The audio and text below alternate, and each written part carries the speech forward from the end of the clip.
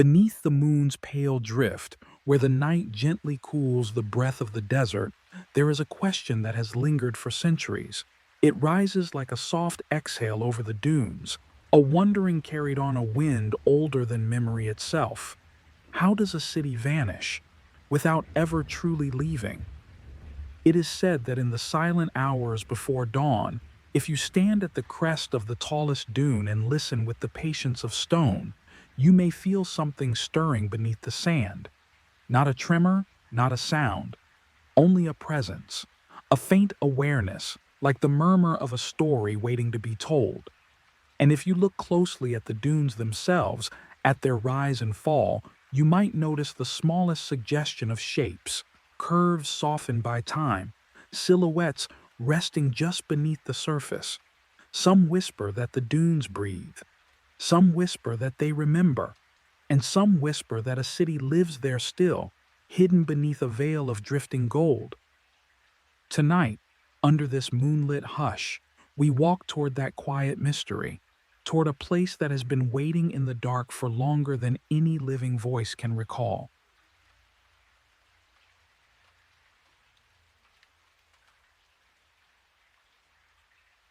T. Yes. The invitation of the dunes. The desert stretches outward like an endless sea of pale embers. Each dune rises gracefully, its ridge a soft line against the sky, its slopes shaped by the hands of forgotten winds. The sand is cool, untouched, and the moonlight slides across it like water. Every grain seems to shimmer with the memory of things once built, once touched, once alive. As you walk, the night deepens, not in darkness, but in quiet. The stillness of the desert is not empty, it is full, full of echoes without sound, full of stories without words, full of breaths held for generations. Whispers tell us that beneath this tranquil landscape lies a city whose name has been lost to silence, a city that is said to have thrived during an age when stars were followed like sacred scripture, an age when lanterns hung in narrow corridors, when markets buzzed with the soft hum of conversation, when poets traced constellations into clay tablets and read omens in their shifting dust. Now, all that remains is the faint imprint of those memories, hidden under dunes that move as gently as sleeping lungs. Yet tonight, as the wind drifts softly across your path, you sense something beneath, a remembrance, a warmth, a pull that draws the mind downward into depths where stories gather like underground rivers.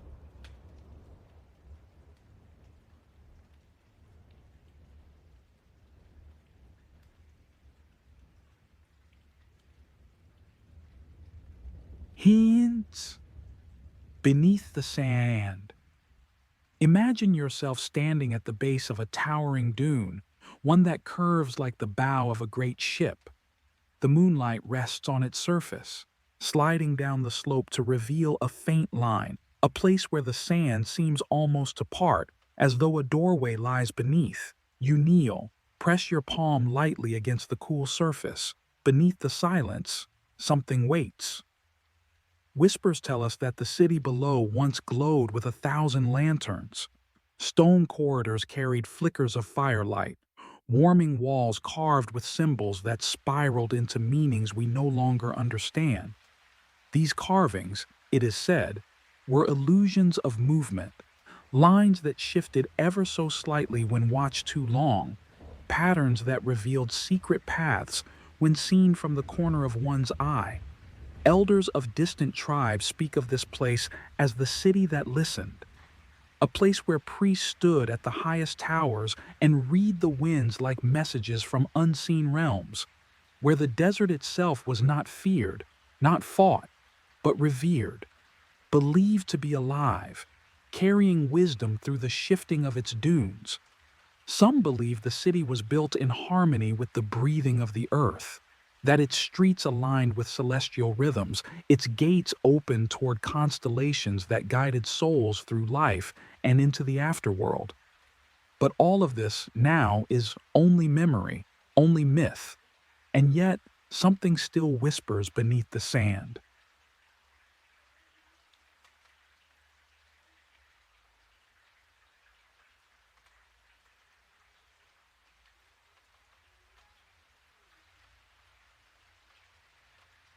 A marketplace, silenced, mid-whisper.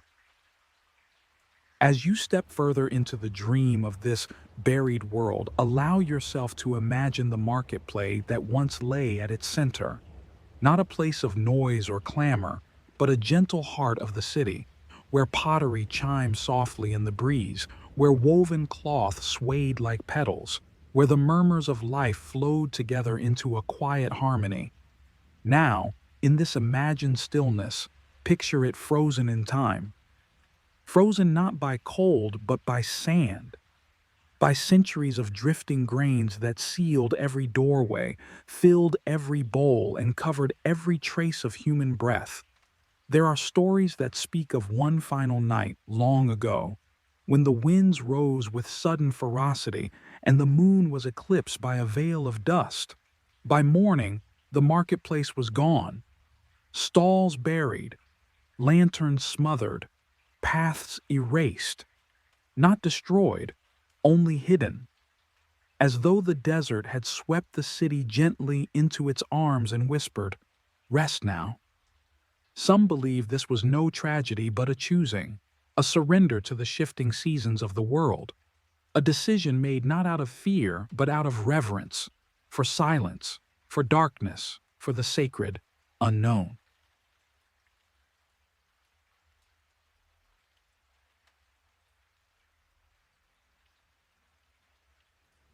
The people who listened to the desert wind, the old tales carried through generations like fragile threads, speak of a people who lived in profound harmony with the sands. They claim the desert was a messenger of the heavens, and that its winds carried secrets too delicate for untrained ears.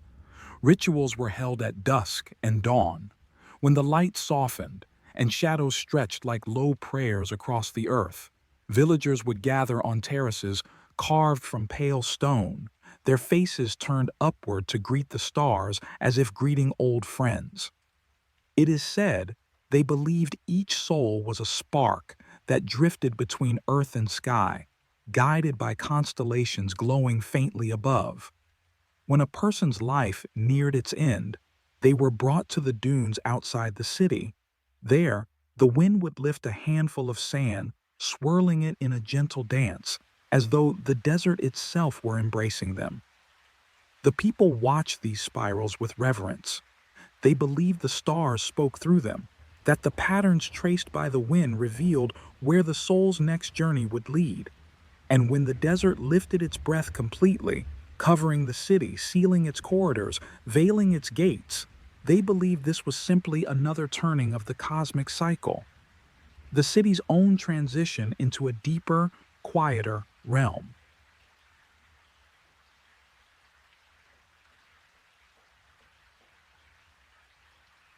Amawomi.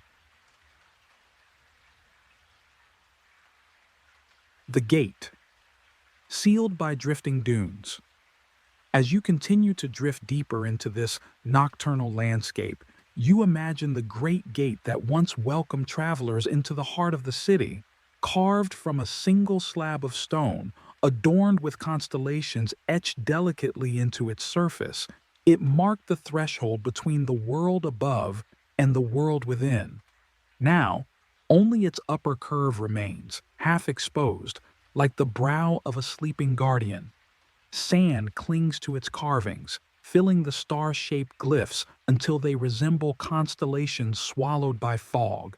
For generations, those who passed through this region spoke of feeling watched, a presence neither threatening nor comforting, but simply aware, a stillness that suggested the gate had not been abandoned nor forgotten, but had chosen its new form, a form of silence, a form of protection.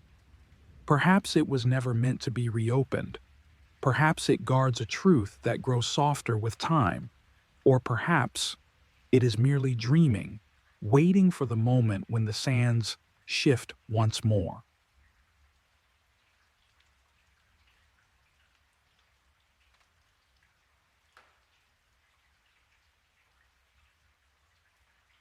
Memory. Beneath the surface.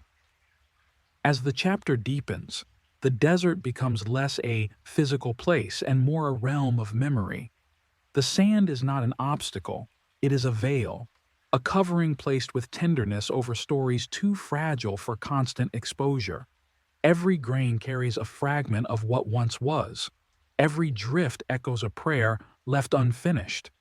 Every dune hums with the pulse of time passing slowly, lovingly. In some legends, the city beneath the sand is not dead but living, existing in a rhythm beyond our comprehension. A rhythm where centuries pass as gently as the flickering of a single candle flame.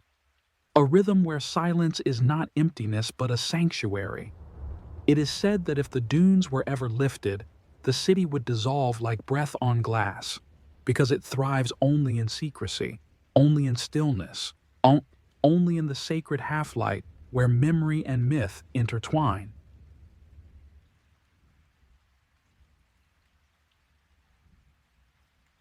I- The presence that remains.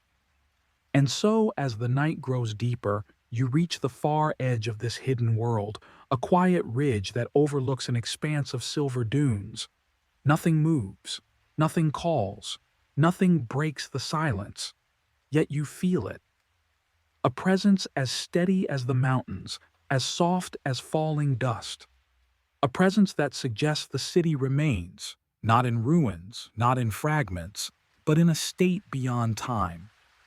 A city that has chosen to drift into slumber, guarding its own secrets with patience, waiting for no one and nothing. Perhaps it was never meant to be found. Perhaps it simply wishes to rest. Or perhaps it whispers still, beneath the silence, to those who listen gently enough. Tonight you are one of those listeners, and as sleep begins to draw near, the dunes fade into a warm golden hush. The moon lowers its gaze, the wind softens its breath, and somewhere, beneath the sand's quiet weight, a city dreams on, where the sand remembers footsteps. There is a place, just beyond the curve of the tallest dune, where the sand lies strangely smooth, as though something once walked here, long after the city slipped beneath the surface. The air grows a little cooler, the wind slows, as if pausing to recall a distant memory. You walk along this pale stretch and the quiet deepens. It is said that in certain hours of the night, the desert imitates the past. Beneath the shifting grains lie footprints, old ones, forgotten, preserved for a time and then erased by dawn. Tonight, for a moment, they almost appear, just faint depressions in the surface, like the soft echo of someone who once walked with purpose toward the heart of the city.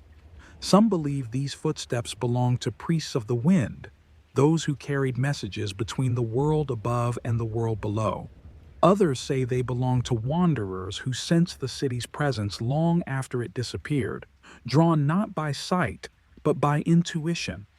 Whoever they were, the desert holds their memory like a cup of water held still in cupped hands. You trace the line of these phantom steps, and for a few breaths, you feel less alone, as though someone walks just ahead of you, a gentle guide whose name was never recorded. And then, like all illusions born of sand, they fade. Yet the feeling remains.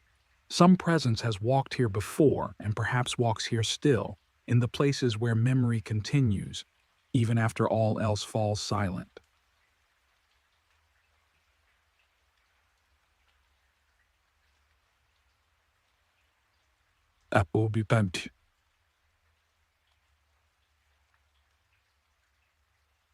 Lanterns beneath the dune crest, there are stories, softly spoken, rarely written, that describe lanterns buried beneath the dunes.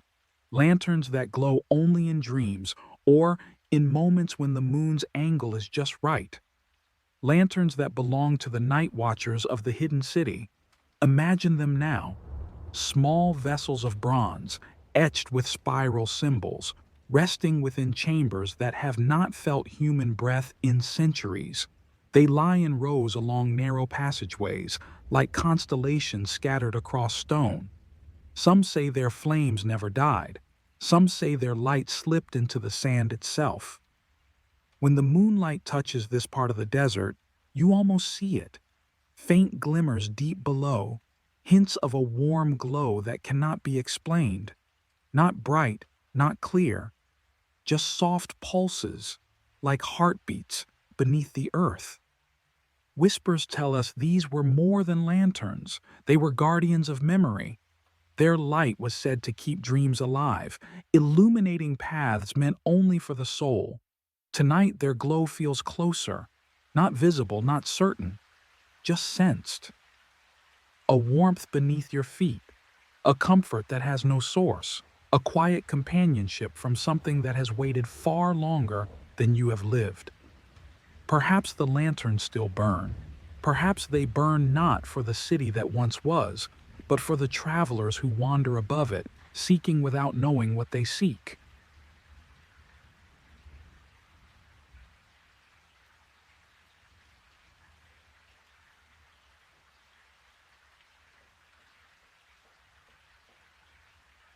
The twisting symbols on the walls below, as you drift deeper into the hush of night, your imagination gently follows the contours of a corridor long buried. You see its walls, carved with spirals, stars, and branching lines that resemble roots seeking water far beneath the earth. Elders who speak of this city claim the symbols were alive, not in the way of beasts or spirits, but in the way of meaning, shifting subtly when observed under different moons. Some patterns were said to reveal paths only when touched by lamplight. Others illuminated truths through shadow alone. If you close your eyes now, you can almost trace them with your fingertips. The grooves are shallow, smoothed by centuries of drifting sand. Their shapes whisper of forgotten teachings, how to read the wind, how to follow the silent breath of the earth, how to understand the movements of stars that no longer shine in the sky. Perhaps these symbols were lessons. Perhaps they were warnings. Perhaps they were nothing more than art, yet art that carried the soul of a people who believed everything, even stone, had a voice. One symbol appears clearer in your mind, a spiral encircling a single star. It is said this marked the entrance to the deepest chamber of the city, the place where truths too delicate for daylight were kept. Truths that, even now, may rest beneath layers of sand, waiting, patient as stone.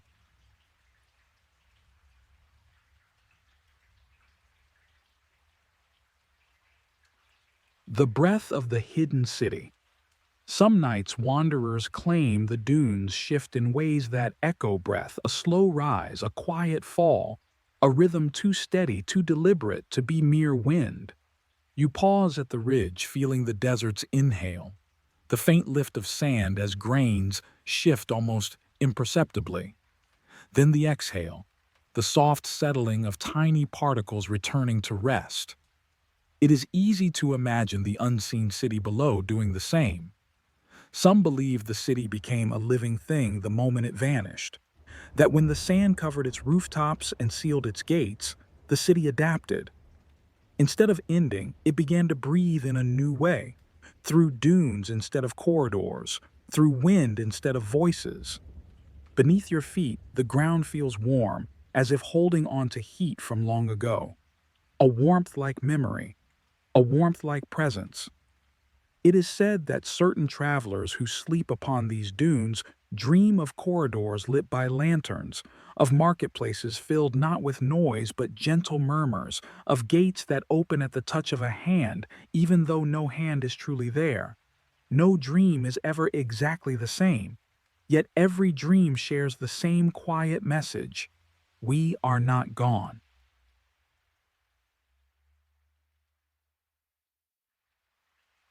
The soft descent into silence.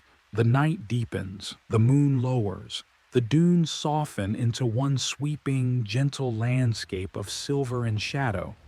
You feel the city beneath you, its stillness, its patience, its unwavering presence. And you understand now that its disappearance was never an ending. It was a transformation, a shift from the visible to the invisible, from the spoken to the silent. Some cities are not lost. Some cities simply choose to rest. In this final moment, as your breath matches the slow rhythm of the desert, you sense the boundaries between sand and story fading. The city is no longer separate from the dunes. The dunes are no longer separate from the night. Everything merges into one endless, quiet expanse. Perhaps the city is dreaming. Perhaps it waits for the world to grow quiet enough to hear its voice again. Or perhaps it speaks already in the only language it has left: silence. And as you stand at the edge of this unseen world, the wind drifts gently around you, carrying a whisper so soft it may only be felt, not heard. Some places do not vanish. Some places simply fall asleep.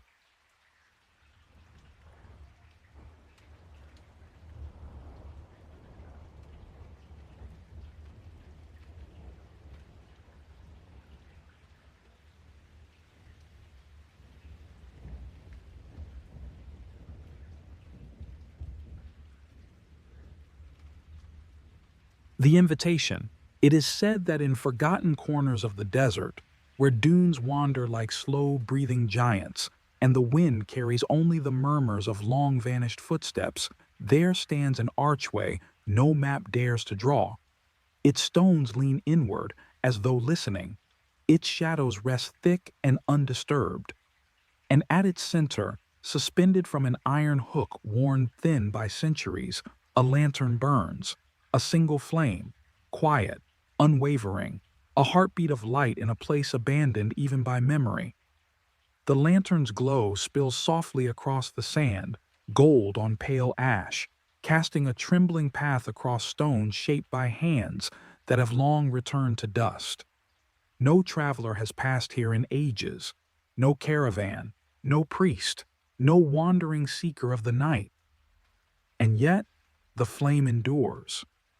Some believe the lantern was lit by the last guardian of the gate, a keeper who vanished into the dunes before dawn could betray his presence. Others whisper that it was lit by the gate itself, awakened from slumber by the shifting of stars. Still others claim the flame is not truly flame at all, but the lingering breath of a soul that once stood here, unwilling to fade. Tonight, beneath the slow drift of moonlight, we approach this forgotten threshold, not to enter, not to disturb, only to listen, for gates, like old stories, speak most clearly when the world around them grows silent enough to hear. The deepening mystery. As you step closer, the archway reveals its ancient ribs, great slabs of stone arranged in a curve so precise it seems shaped by intention rather than tool. Dust gathers in their crevices like soft snow, untouched by wind. The lantern hangs just beneath the keystone, its flame shining through a veil of thin desert air. It is said that this gate once marked the boundary between the waking world and the dreaming one. Travelers approached it with heads bowed, whispering prayers to the stars before crossing its threshold. Guards stood at its base not with weapons, but with listening bowls, shallow dishes of polished obsidian that captured echoes of distant footsteps long before they could be heard by ear. For this was a gate of listening, not of strength, a place where silence held more power than stone.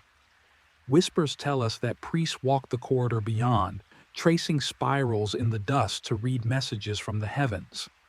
They believed that every lantern flame was the echo of a soul and that shadows carried memories too delicate to hold in daylight.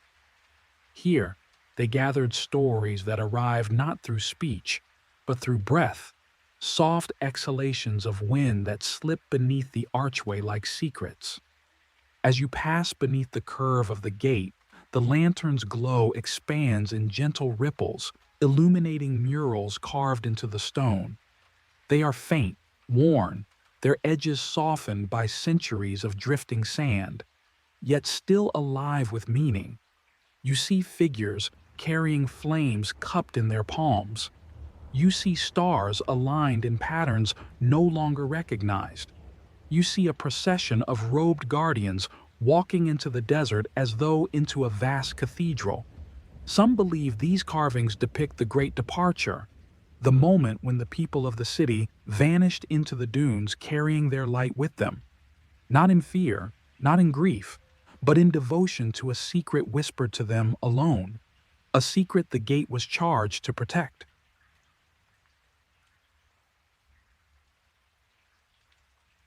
Murals of sacred light beneath the lantern's soft pulse, the carvings begin to reveal their hidden layers. The stone is warm as though remembering the touch of hands that shaped it. You trace the outline of a figure holding a flame, its light carved with delicate precision, lines radiating outward like a sun suspended in mid-breath. The priests of this forgotten age believed that light was the purest form of truth, not blinding light, but gentle flame, the kind that flickers in quiet corners and illuminates only what it must. In their teachings, each flame represented a soul, and each shadow became its echo. They spoke of the world as a tapestry woven from light and darkness, each thread essential, each whisper sacred. It is said that the lantern burning now is the last remnant of their ritual, a beacon left behind to guide returning pilgrims, or perhaps a promise that the gate would never be abandoned. As you move deeper beneath the archway, the carvings shift in tone. You find scenes of guardians leaning close to the stone, listening for the breath of the earth beneath their feet. Their faces are serene, eyes closed, palms open. They appear not to guard, but to receive. Whispers tell us they waited here each night for the desert to speak, through wind, through sand, through the tiniest tremor carried from far-off lands. They believed the earth held memory, and that memory could be read by those patient enough to stand in stillness. Perhaps that is why the gate remains. Perhaps it remembers them.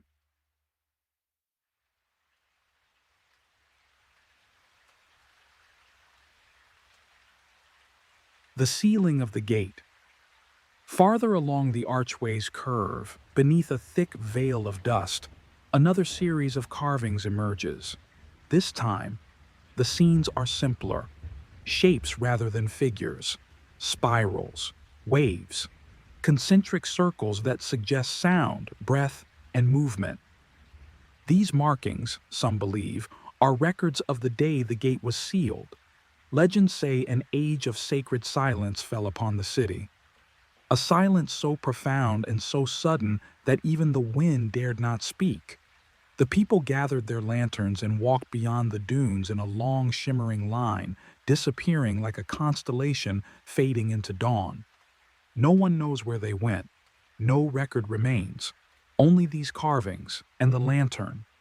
It is said they sealed the gate to protect a truth too delicate for the world above. A truth that needed darkness in order to survive. A truth that could only be held in silence. When you stand beneath the archway now, sensing the faint warmth of the lantern's glow, you feel that silence stretching across centuries. It is not heavy. It is not cold. It is gentle, like the hush of a temple at dawn. A silence that invites contemplation rather than fear. Perhaps the secret behind the gate was never meant to be exposed.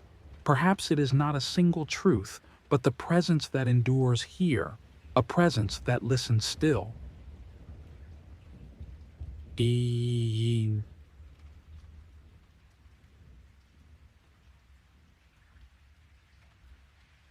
lantern's breath.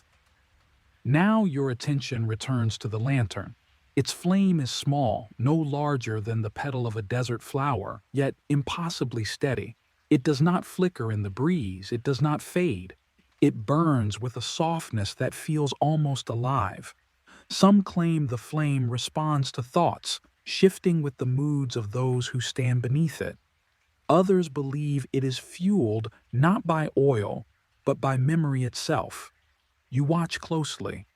For a moment, just a moment, the flame pulses, a slow, rhythmic glow, as though inhaling, then exhaling, then resting. It feels less like a lantern and more like a companion, a witness left behind to greet those who still wander toward forgotten thresholds. Perhaps it was lit not by hands, but by devotion. Perhaps it burns not to illuminate the gate, but to keep its story from slipping away entirely. Whatever the truth, the flame seems to recognize your presence, not to answer your questions, but to acknowledge them.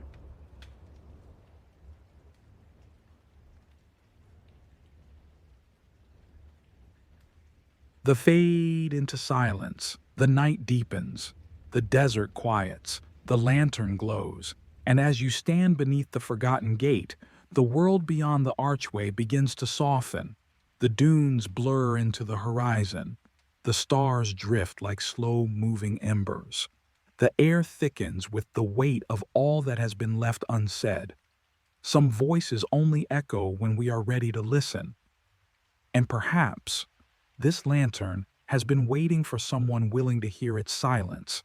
In this final moment, allow yourself to imagine the city that once lay beyond the gate, its streets aglow with lantern light, its people moving like shadows in soft harmony, its priests reading the breath of the wind as though deciphering ancient scripture. Imagine their final night, the gathering, the silence, the slow extinguishing of countless flames, all except one. The one left behind, the one that still burns now, not as a warning, not as grief, but as a gentle reminder. Some thresholds remain alive long after the world stops crossing them. The lantern flickers softly, the tiniest bow, as though offering farewell. And as you drift towards sleep, the gate fades into the dunes. The flame dims to a single point of gold, and the night folds itself around you like a quiet, ancient cloak, leaving only one whisper drifting through the silence: the invitation. It is said that in the deepest hour before dawn, when the desert exhales its last cool breath and the sky hovers between shadow and silver, there lies a stone table carved into the floor of an abandoned hall. Nothing grows here, nothing moves. Even the wind, so bold in other corners of the dunes, grows hesitant as it approaches this place, as though remembering a vow of silence taken long ago. Upon this table rests a map. Its parchment, worn thin by centuries of quiet waiting, clings to the stone like a final whisper. Its lines are faint, delicate as the tracks left by drifting sand snakes. Curved symbols resemble spirals of dust caught in moonlight. Roads arc gently across its surface, roads that seem to lead everywhere and nowhere all at once. And yet, when the moon glances across it, when its pale light drapes the parchment like a soft veil, the roads begin to glow, not brightly, not boldly, just enough to suggest their existence, just enough to ask the question, who drew these lines and where do they now lead? The cartographer, who once bent over this stone table, is long gone, his name carried away with the last breath of an age forgotten even by the dunes. But his map remains, patient, unfinished, waiting for footsteps that may never return. Tonight we step toward that ancient parchment, not to claim it, not to decipher it, but to listen. For some maps are not read with the eyes alone.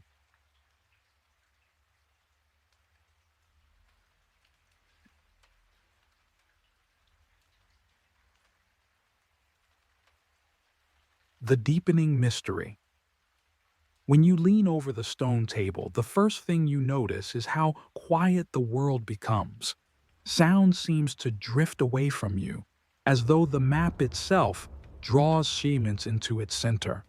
The hall around you, its pillars cracked, its mosaics faded, its ceiling open to the night, feels like a sanctuary preserved for this single artifact. The lines on the map shimmer faintly beneath the moon. They are impossibly thin, as though drawn not by ink, but by breath. Some curl like waves collapsing on themselves. Others stretch in long, sweeping arcs across the parchment, flowing from corner to corner like rivers, seeking the sea. Whispers tell us that the cartographer created this map during nights of profound stillness, nights when even the desert paused its wandering, when the stars seemed to lean a little closer, when the hum of the earth beneath the sand grew strong enough to guide a hand. Some believe he closed his eyes while drawing, that he let the ground speak, that the lines emerged not from thought, but from memory. But if they are memories, then whose? The dunes through which the roads meander no longer exist.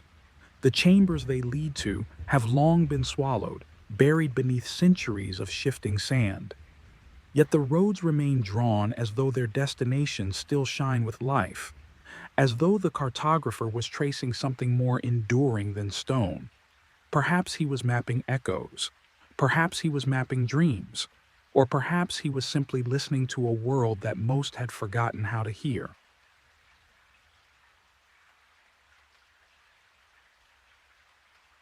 Kitami iyapai yami.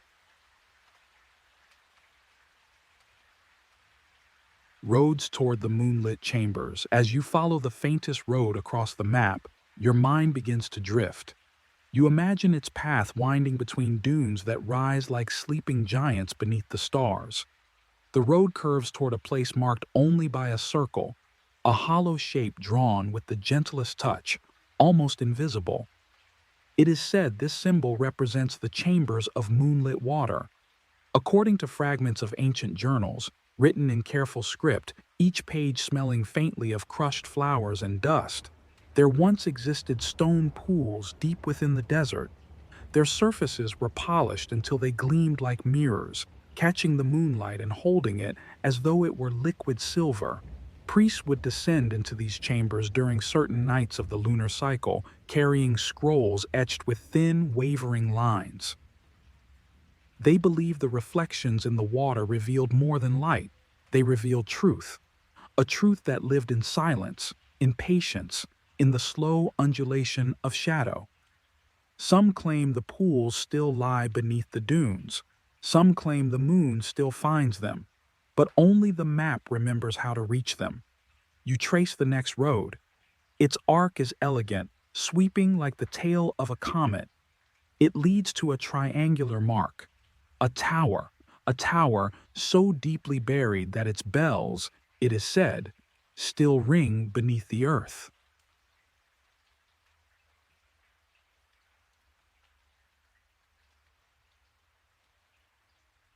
The tower beneath the sand.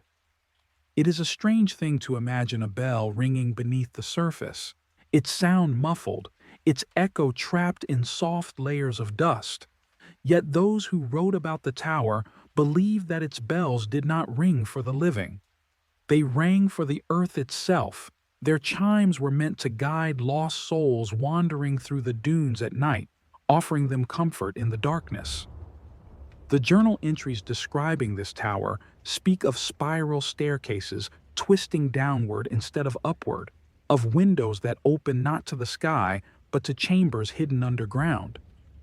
The bells hung deep within, each one carved with star-marked symbols older than any known kingdom. It is said the cartographer once stood above this buried tower and placed his hand to the sand. He felt the faintest vibration, a slow, rhythmic pulse, like a whisper from beneath the world, and he traced a line on the parchment, marking its place for those who would one day seek the tower's silent choir. But the dunes have shifted, the tower has sunk deeper still, and now only the map remembers its song. You lean closer to the parchment, feeling that pulse in the air around you. For a moment, the night seems to expand, its silence rich with the echoes of things that may no longer exist, but which persist in memory nonetheless.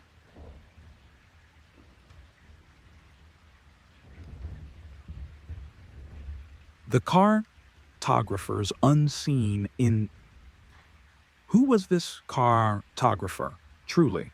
His name has vanished, erased from any scrolls that might once have held it. No statue remains, no shrine, only this map, this delicate web of lines, more intimate than philosophy, more fragile than glass. Some believe he was a priest of the old order, tasked with preserving the paths that connected sacred sites. Others imagine him as a wanderer who lost his way, tracing the dunes in solitude until the desert whispered its secrets to him. But there is a softer theory, rarely spoken aloud. It suggests that he was not mapping places at all. He was mapping emotions. That each road is the line of a memory, each symbol the imprint of a feeling, each destination a moment in time preserved not in stone, but in soul. Consider the chambers of moonlit water. Could they have existed? Perhaps. But perhaps they represented clarity, reflection, the quiet truth found only in stillness. And the buried tower, was it a place of bells? Or the echo of longing carved into the earth? Perhaps the map is not meant to guide feet, but hearts. Perhaps it is a record of what it meant to live in a world where the unseen held more weight than the visible. If so, then the cartographer was not preserving geography. He was preserving remembrance.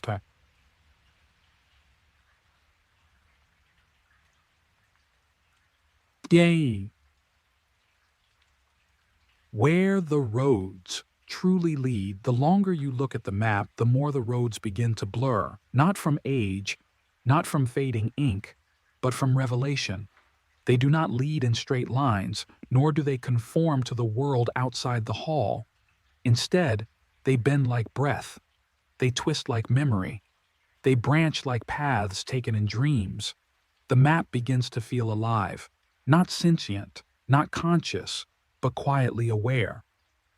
The lines seem to shift beneath your gaze, not moving but revealing different paths according to the rhythm of your heartbeat. As though the map recognizes intention, as though it adapts to the shape of your thoughts. Perhaps the cartographer knew that no two travelers would walk the same roads. Perhaps he understood that the invisible is revealed only to those who look softly enough. It is said that some who studied the map claimed it changed from night to night, that new roads appeared, that others faded, that the map was never static, because memory is never static. If the roads are invisible today, perhaps they are not lost. Perhaps they have simply shifted, awaiting footsteps that understand how to interpret their silence.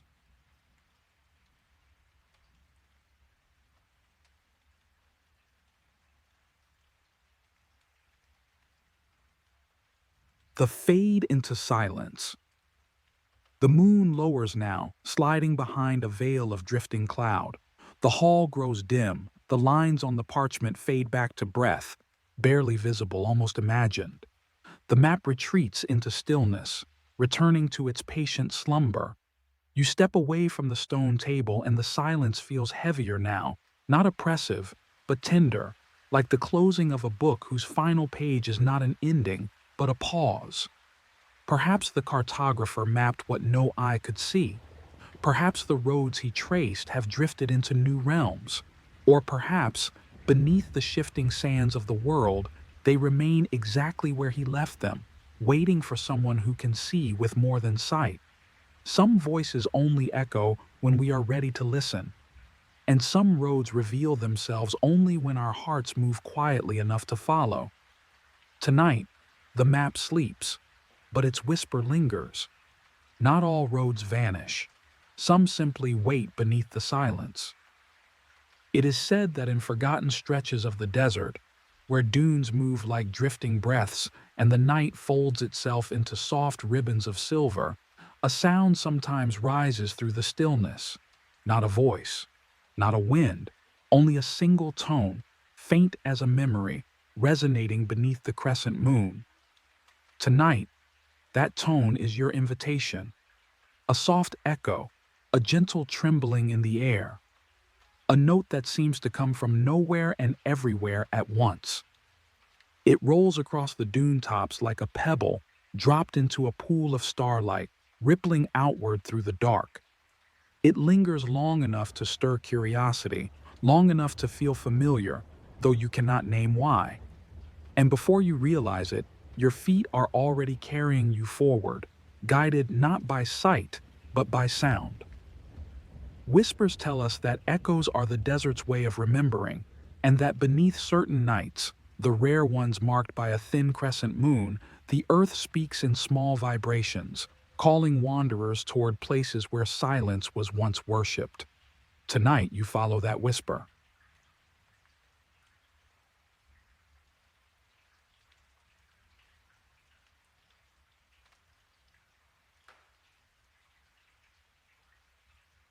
The invitation beneath the dune before you curves gently, its slope smooth and unbroken. The moon hangs low above it, a silver arc resting against the dark horizon, as though marking the place where worlds overlap. Cool night air drifts across your skin, carrying with it a faint scent of mineral dust and old stone. Then, at the base of the dune, you see it, a shadowed opening, not sharp, not deliberate, more like a breath the earth forgot to finish. A hollow carved into the sand, shaped by centuries of wind and by the passage of those who once walked here with purpose. The echo returns, softer this time, closer, more like the quiet resonance of your own heartbeat reflected in stone. You step toward the entrance, and the desert behind you seems to grow still, as though holding its breath. The sand sinks slightly beneath your feet, welcoming you downward. The opening widens, revealing a slanted corridor descending into the earth.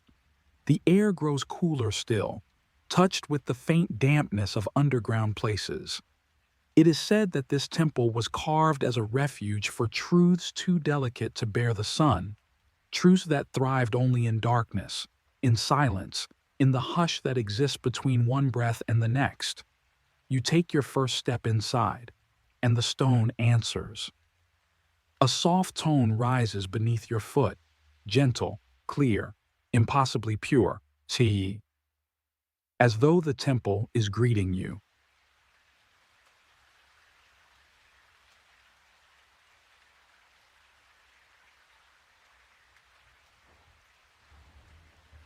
The deepening mystery. The walls surrounding you are smooth, worn by countless hands and perhaps by time itself. Each step you take releases a small echo, a quiet chime, a note that rises and fades with a grace that feels intentional. It is not loud enough to alarm, not sharp enough to define, only steady, soothing, and ancient. Some believe the stones were chosen not for their color or strength, but for their ability to sing. The corridor widens into a larger chamber, shaped like a cupped palm. The ceiling arches high, disappearing into shadow. Moonlight filters through narrow fissures above, scattering soft beams that fall like thin veils of silver dust. The chamber hums.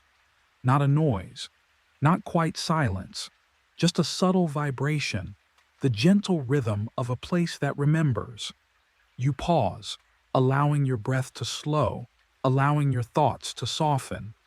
The echoing tones mingle with the quiet exhale of your lungs, weaving together into a harmony that feels older than language. Along the walls, murals stretch from floor to ceiling. They depict wide arcs of stars, painted with mineral pigments that still shimmer faintly despite centuries hidden from light. Spirals drift across the stone like celestial currents. Lines branch like rivers of starlight. Some clusters resemble constellations long forgotten, or perhaps imagined only by those who once lived here. It is said that this temple was built beneath a crescent moon, so its light could guide the paintings, illuminating them in gentle phases across the lunar cycle. The priests who carved these murals believed that the moon carried the echo of creation, that its glow was a memory of the first breath ever taken. You step closer. The walls glow faintly in the moonbeams, and the echoes beneath your feet shift, aligning themselves to your movement. For a moment, it feels as though the temple is listening to you.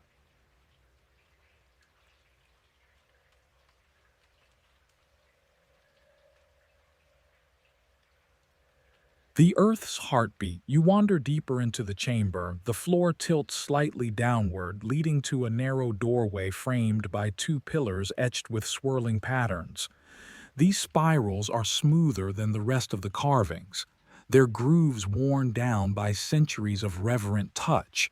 As you pass between the pillars, a new echo rises, lower, richer, a sound that seems to emerge from the depths of the earth itself. Some believe this was the ritual chamber, a place where priests placed their hands against the ground and listened for the pulse of the world. They spoke of the earth as living, breathing, dreaming in cycles older than humanity, and they believed its dreams could be heard, but only in absolute stillness. You kneel as they once did. Your palm touches the stone floor. It is cool, smooth, silent. Then, very faintly, you feel it. A vibration, barely perceptible, like a whisper traveling through rock. A heartbeat so slow, so ancient, you cannot decipher whether it belongs to memory, imagination, or something deeper still. The echoes in the chamber amplify it, not loudly, but tenderly, turning the faint tremor into a soft, rhythmic note, a lullaby of stone. Perhaps the priests listened not for answers, but for reassurance, for the comfort of knowing they were part of a world larger than themselves, for the solace of a heartbeat that outlived kings, empires, and the rise and fall of drifting sands. Perhaps what mattered was not understanding the message, but witnessing the silence that held it.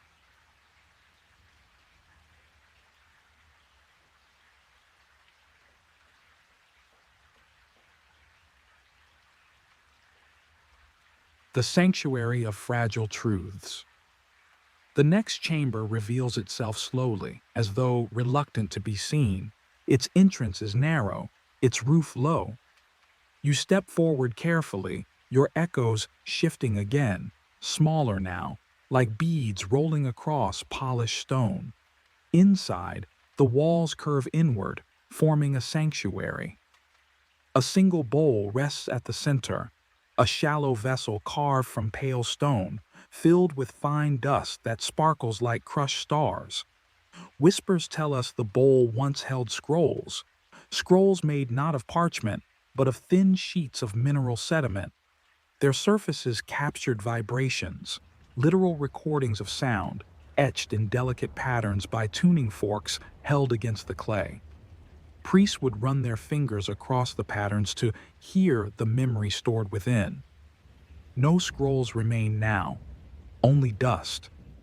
Dust that glimmers faintly in the moonlight. Dust that perhaps contains the last fragments of ancient songs. Some believe the scrolls dissolved on purpose, returned to the earth as part of a cycle of preservation. Truths too fragile to be fixed to any one form. Truths meant to be carried forward in resonance, not in words. The echoes here are the softest you've heard yet, barely there. Like the breath of someone sleeping peacefully. You close your eyes, and for a moment, you almost hear something.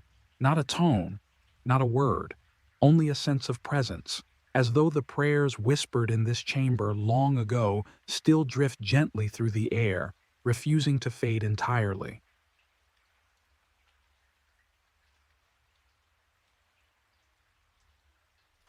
Where memory fades, you move again, deeper still. The temple's corridors narrow, twist, open, and soften like the unfolding of a dream. Each chamber carries its own resonance, its own breath, its own gentle music. Some chambers echo sharply, some barely whisper, some remain completely silent, like pockets of forgotten time. It is said that silence itself was the temple's final teaching, not silence as absence, but silence as presence, a vast open space where truths were felt rather than spoken. The priests carved this place not to hold answers, but to cradle the questions that followed them through life. Where does meaning go when memory fades? What remains after voices fall quiet? What is the sound of a world turning slowly through the dark? No mural here answers these questions. No echo reveals more than a suggestion. And yet, you sense that the temple holds something precious, a kind of knowing that cannot be written, only experienced.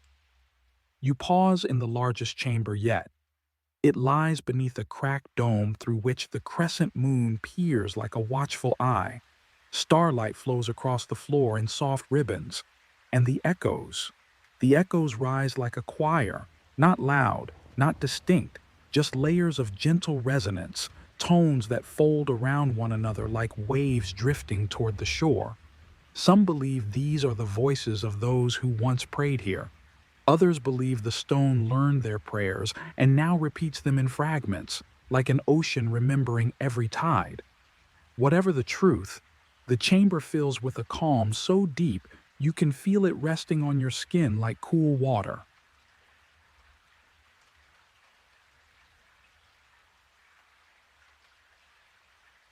Eki, Dak. The fade into silence. Eventually, the echoes begin to fade. Not abruptly, not sharply, simply, softly, like a candle choosing to dim rather than vanish. The tones grow thinner, lighter, more distant, until they blend seamlessly with the quiet that surrounds you. You stand at the center of the chamber, listening to the silence that remains. It is profound, comforting, endless. Perhaps the temple was never meant to reveal its purpose. Perhaps its true gift was the stillness it offered to those who entered, a reminder that some truths live only in the spaces where words dissolve. You take a final breath, a long, slow, gentle breath, and the temple seems to breathe with you, one last shared echo drifting upward toward the moon. Then all falls still. The stone holds its silence. The dust settles. The echoes sleep once more. And as you step back toward the entrance, the night opens before you, vast and quiet. The crescent moon hangs low on the horizon, a thin silver gate in the sky. The desert is calm. The wind is patient. And somewhere deep below, the temple continues to listen. Perhaps it was never meant to be found. Perhaps it waits only for those willing to walk slowly enough to hear the silence. Tonight, you were one of them. And as you drift towards sleep, the final echo lingers around you, a reminder that some places hold their truths not in words, but in the gentle spaces where memory fades and silence becomes sacred. It is said that in forgotten corners of the desert, where the dunes fall into deep shadows and the night folds itself into quiet layers of silver and dust, there is an alcove carved into the earth like a patient breath. It lies hidden beneath an overhang of stone worn smooth by centuries of drifting wind, a place so still that even the moon seems reluctant to disturb it. Tonight, beneath the crescent glow, someone sits within that alcove. You do not see their face. You do not hear their voice. You recognize only a shape, a gentle silhouette bent over a scroll that has not tasted the air in an age. A lone figure, cloaked in the quiet of the dunes, brushing dust from a tightly sealed roll of parchment.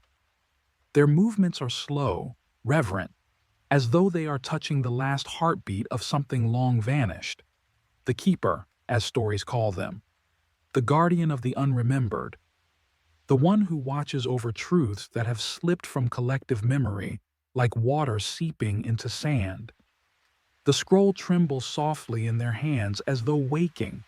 The dunes stand silent around you.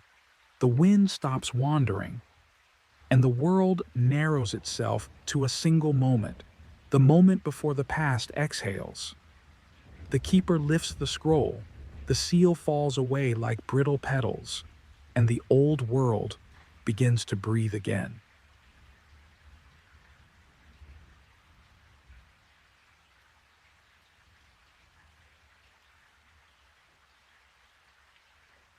The deepening mystery. The parchment unfurls slowly, revealing ink the color of smoke. Not dark, not sharp, only a soft gray, the shade of memory after centuries of dreaming. The symbols written across the scroll do not march in straight lines.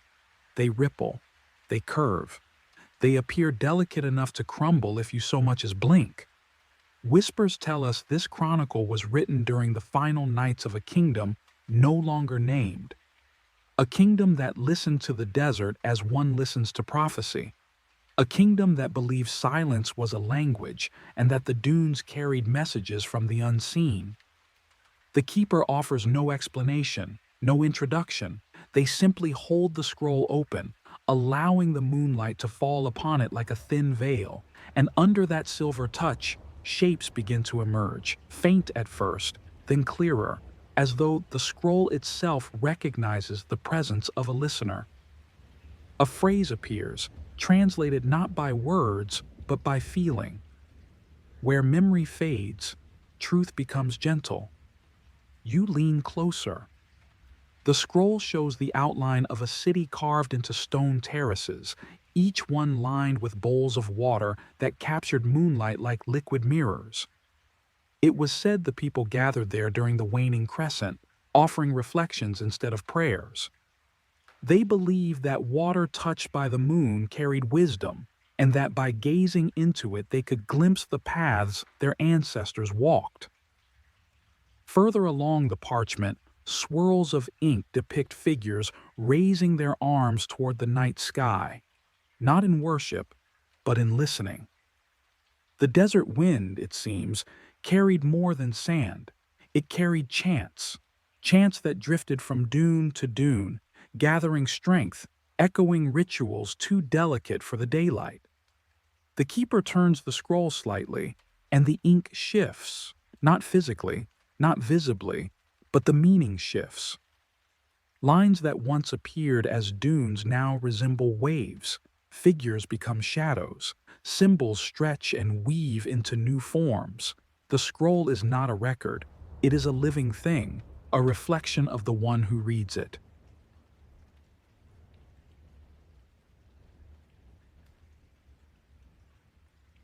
Esubai. Rituals in the moonlit kingdom. The next section of the chronicle reveals a gathering called the Night of Still Breath. On this night, the people stood upon high platforms carved from pale stone. They held bowls filled with water drawn from hidden wells beneath the dunes, water untouched by sunlight for generations. When the moon rose high, they tilted the bowls gently, allowing the light to ripple across their surfaces like wandering spirits. It is said, the reflections revealed fragments of forgotten futures, not predictions, not warnings, just possibilities. The chronicle shows them, swirling patterns of silver, shapes that resemble birds in flight, drifting shadows that seem to reach toward the sky. Priests stood beside the people, guiding them not through explanation, but through silence. They believed each person would see only what their heart was ready to accept. Another scene emerges, statues buried to protect their wisdom. Carved from sandstone, adorned with star-marked crowns, these statues were once placed at the entrance of sacred chambers. When the kingdom felt itself nearing the end of its cycle, the priests buried them deliberately, ensuring no conqueror could claim their knowledge. Only the desert was trusted. Only the dunes could keep secrets long enough. Only silence could preserve what words might distort. The keeper's fingers brush lightly across the scroll, and the ink glimmers for an instant, revealing faint rows of symbols that resemble constellations. Perhaps they were once a map, perhaps a chant, perhaps only an artist's memory of the night sky during the last age of the kingdom. Nothing is certain. Everything is possible.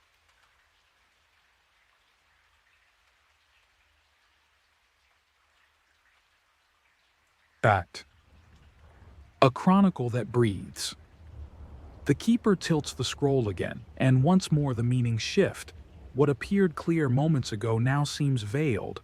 Images fade and new ones rise, like a tide rolling in across ancient shorelines. It is said the chronicle responds to thought, that it reshapes itself in accordance with the seeker's heart, that it reveals different truths to each reader, and never the same one twice. Your eyes trace a spiral near the center of the parchment. It widens as you look, until it becomes a winding path disappearing into sand. At its end stands a figure holding a staff shaped like a crescent moon. The figure's name has been erased, intentionally. Only a single phrase remains beside it: the one who walks between echoes. Scholars once claimed this was a priest of the old order, tasked with carrying stories from one generation to the next. But the scroll offers no confirmation, only the soft suggestion of someone who stood at the edge of endings and beginnings, guiding transitions no one else could see. Another scene emerges beneath it: an exodus. Figures walking into the desert, their silhouettes blending with the dunes. No urgency, no fear, only calm purpose. Their lanterns glimmer softly, then disappear one by one into the shifting horizon.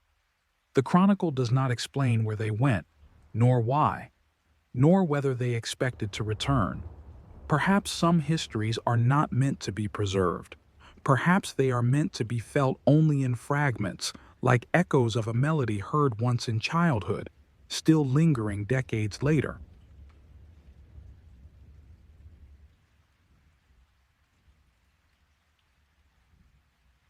Okay.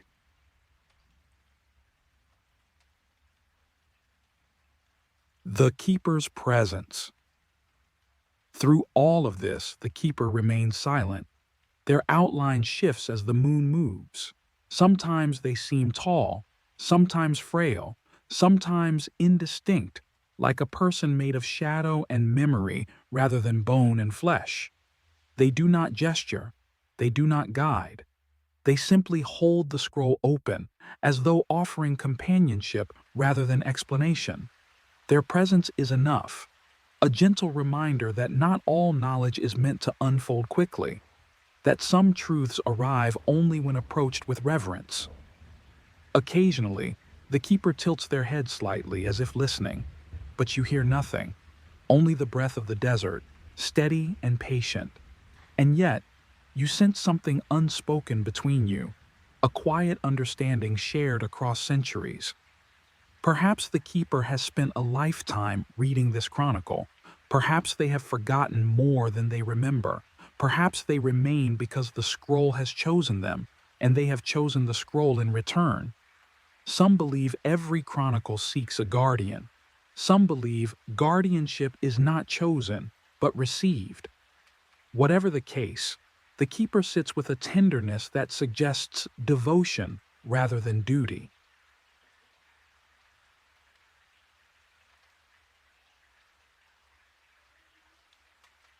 Eyes. Where memory fades into feeling. The final section of the scroll is the faintest of all. Ink dissolves into shadow. Symbols blur into dust. Only wisps of meaning remain, like fragments of a dream recalled upon waking.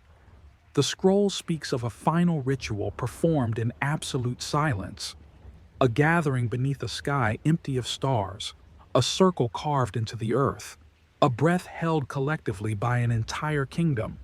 No words were spoken, no torches burned, only the sound of the desert shifting, a low, steady hum that carried their memory into the dunes. The scroll does not say what happened next, whether the kingdom faded quietly, whether it was carried away by wind, whether it transformed into something the world no longer recognizes.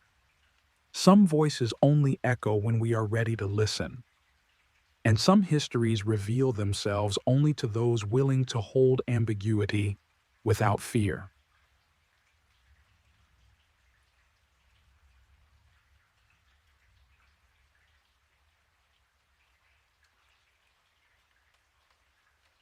The fade into slumber. At last, the keeper lifts their hands. The chronicle curls in on itself, the parchment folding softly like the wings of a settling bird, not fully understood, but deeply felt. The keeper ties the scroll once more, securing it with a strip of worn cloth. They place it gently beside them, as though returning a fragile relic to sleep. No explanation is offered, no farewell given. The desert wind resumes its wandering. The moon tilts slightly on the horizon, and the alcove grows still once more. Perhaps the chronicle was never meant to be deciphered. Perhaps it was meant only to be witnessed, a reminder that some truths survive not in clarity, but in the quiet warmth of presence. You step back from the alcove, the night folding around you like a soft cloak, and feel the lingering resonance of the unremembered. Some histories choose their readers. Some scrolls reveal themselves only in fragments, and some stories live on simply because someone cared enough to listen. Tonight, you were that listener. And as sleep gathers at the edge of your thoughts, the desert whispers one final truth. What is forgotten is not always gone. It is said that somewhere beneath the shifting skin of the desert, where the dunes breathe in slow tides and the night sky lowers itself like a velvet curtain, there lies a chamber built not for people, but for the stars themselves. The entrance is almost invisible, a thin crack in the earth, framed by sandstone ribs worn smooth by centuries of moonlit wind. If not for the faint glimmer rising from within, no brighter than the reflection in a drop of water, you might pass it without ever knowing it existed. But tonight, as the moon drapes its pale crescent across the horizon, the glimmer grows, a soft pulse that seems to beckon. You kneel. A cool draft escapes the crack. It smells faintly of old stone and something gentler still, the scent of forgotten nights. Then, the desert falls quiet. No wind, no shifting sand, only the steady, rhythmic glow seeping from the depths, like a breath, or a memory, or the heartbeat of something older than the world it once illuminated. You reach toward the opening, your fingers brush the edge, and the earth seems to part. A narrow path descends beneath the dune. Its walls glow with flecks of mineral dust that shimmer softly in the moonlight, filtering through thin fissures above. You step inside, and the desert closes behind you like the curtain of a dream.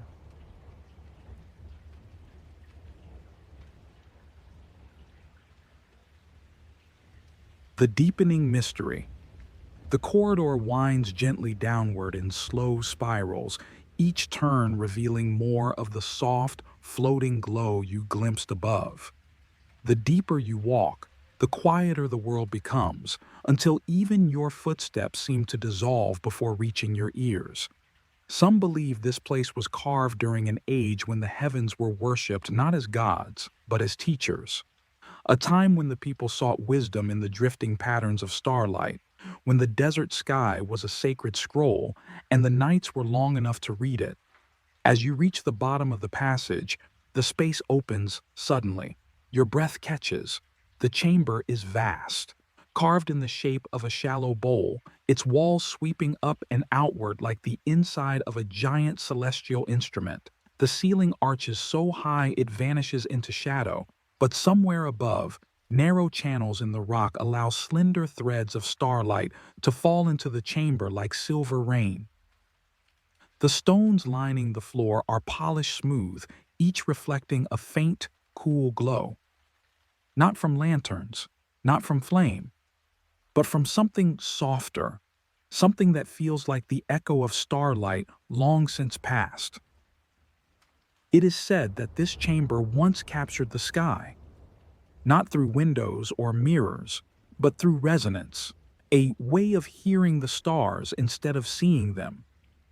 You walk forward. The stone beneath your feet hums faintly, as though responding to your presence. And for the first time, you feel it. A pulse, slow, steady, ancient. as though the chamber itself is alive.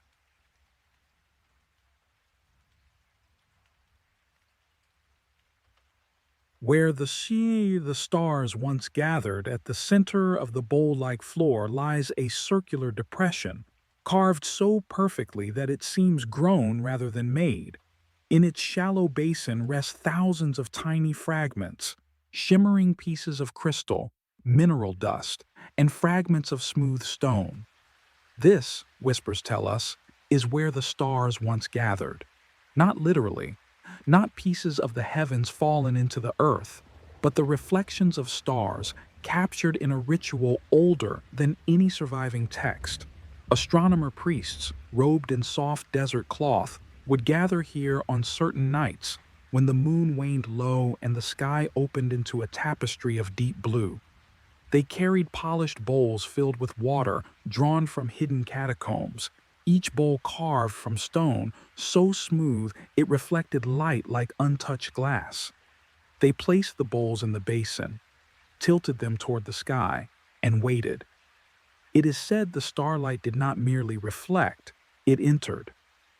The bowls glowed softly, the chamber filled with a light not bright, but tender, a light that breathed, a light that hummed, a light that held meaning only those present could understand. The fragments at your feet are the remnants of those bowls, shattered by time, but still holding the faintest echo of that ancient glow. You kneel. You touch one. It is warm, not from the chamber, not from the earth, but from something deeper, as though the memory of starlight still lingers in its core. Perhaps the stars never left. Perhaps they are waiting.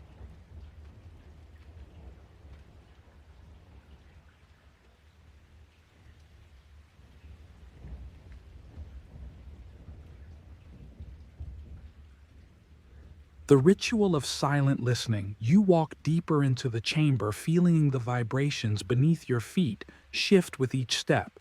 They are not random. They follow patterns, rising in gentle waves, receding in soft tremors, almost like breathing, almost like chanting. Some believe the chamber was tuned not to sound, but to silence, a place where even the smallest breath could be heard, not by the ears, but by the bones. The priests who once gathered here practiced a ritual known only in fragments, the listening of the quiet heavens. They entered at dusk. They walked to the center of the bowl. They sat in perfect stillness, and they listened. Not for messages, not for prophecy, but for presence. They believed the stars carried memory, the memory of everything that had ever been, held in the soft vibrations of their light. The chamber was built to receive those vibrations, amplify them, and return them gently to the listeners. What they heard, no one recorded. Not in scrolls, not in clay, not even in whispered retellings. Some say they heard the beginning of the world. Some say they heard the end. Some say they heard nothing at all, only the echo of their own silence reflected back to them in a sacred, tender way. But whatever they heard, they returned each night. For silence, once understood, is a teacher no one forgets.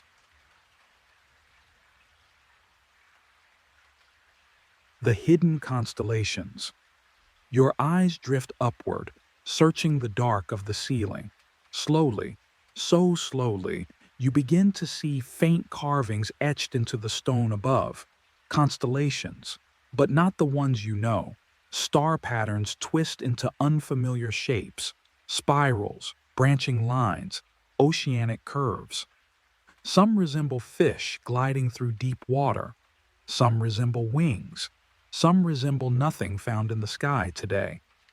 It is said these were the constellations of the first sky, a sky that existed before time was counted, before stories were written, before the desert itself had learned to breathe.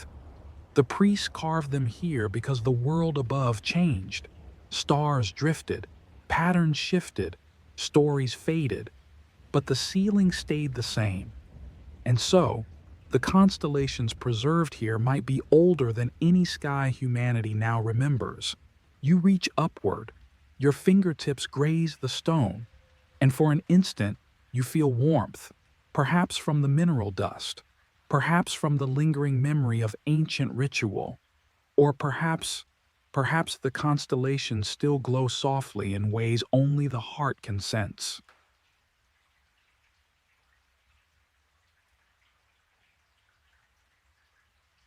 E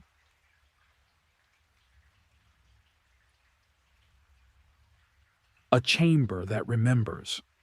As you circle the room, the hum grows stronger. It vibrates in your feet, your ribs, your breath. The chamber does not echo sound, it echoes presence. Every traveler who ever entered left a trace, a soft imprint of their breath, a whisper of their heartbeat, a thought too quiet to speak. These traces linger, they gather, they weave together into a tapestry of resonance older than any single life. Perhaps that is why it feels familiar here. Perhaps you have been here before in another life or another dream. Or perhaps this place exists in all of us, a quiet chamber beneath the surface of the mind where forgotten light gathers and waits.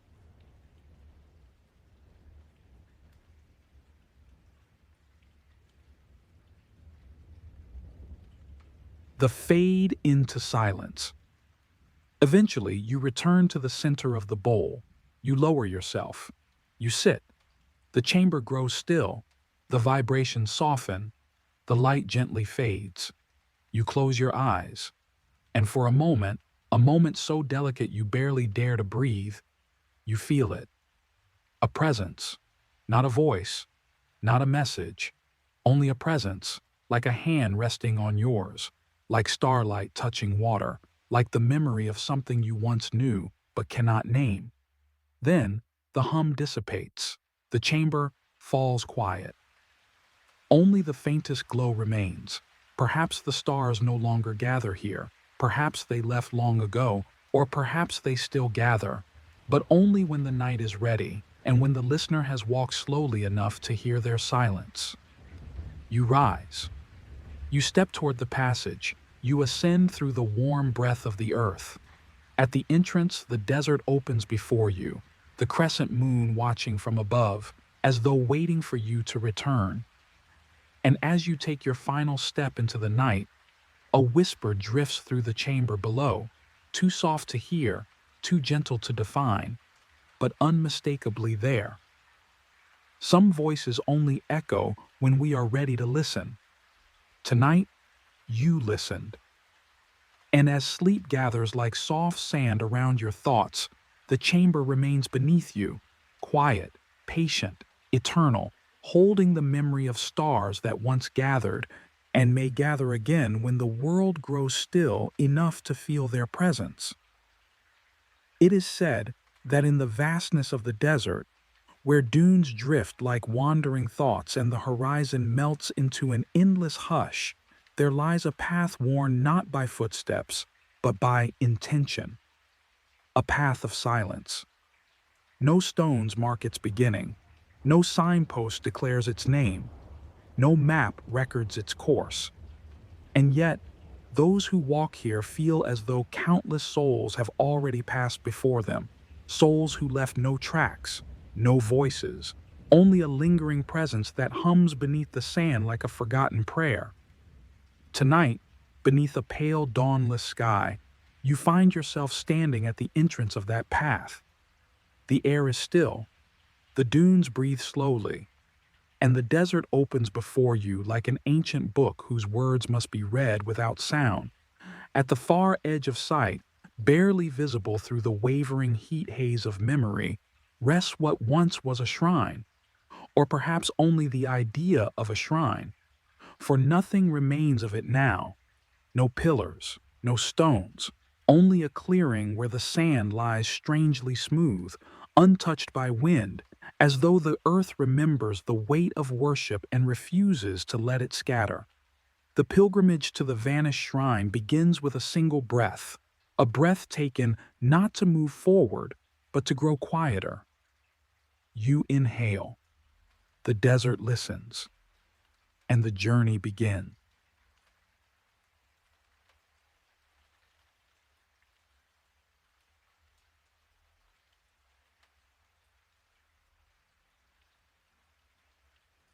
The deepening mystery. You walk slowly, each step sinking softly into the dunes. The sand does not shift violently here.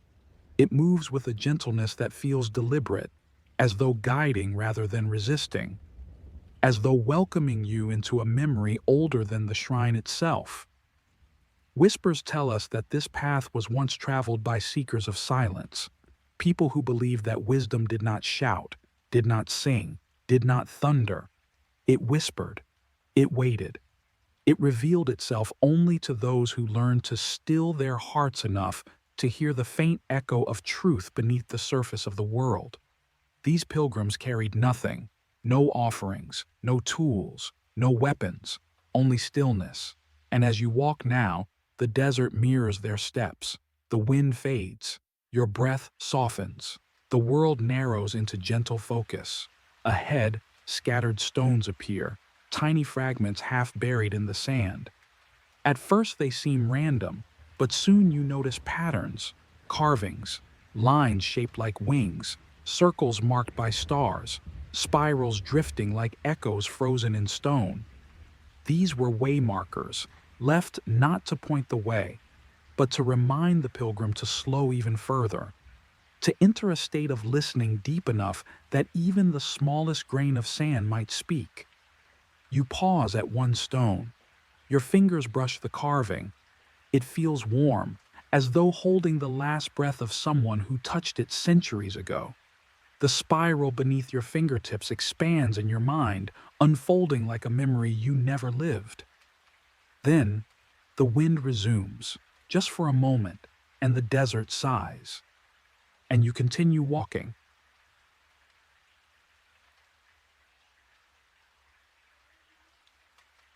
The echo of those who walked before. As the path lengthens, the dunes begin to shift, not visibly, only in subtle tones. Your footsteps sound different now, deeper, more resonant. It is said the pilgrims moved in absolute silence, but the earth answered them, not with noise, but with vibration. A low hum that traveled through the bones of the dunes, connecting the walkers with the unseen chambers beneath. You stop walking and listen. The hum responds, softly, like a heartbeat buried beneath layers of time. Some believe the shrine was not a structure, but a phenomenon, a place where the earth's pulse grew strong enough to feel, where sound became stillness, and stillness became revelation. You begin to sense that, not as knowledge, but as presence.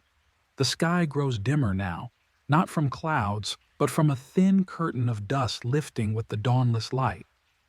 And in that dimness, you see faint shapes along the path, not ghosts, not spirits, only impressions, as though the heat were bending the air into echoes of past pilgrims, figures walking ahead of you, moving slowly, gracefully, barely disturbing the sand. They do not turn, they do not fade, they simply lead, wordless, patient, calm. Perhaps they are memories, perhaps they are imagination, perhaps they are footprints of time replaying itself. But whatever they are, they guide you without sound.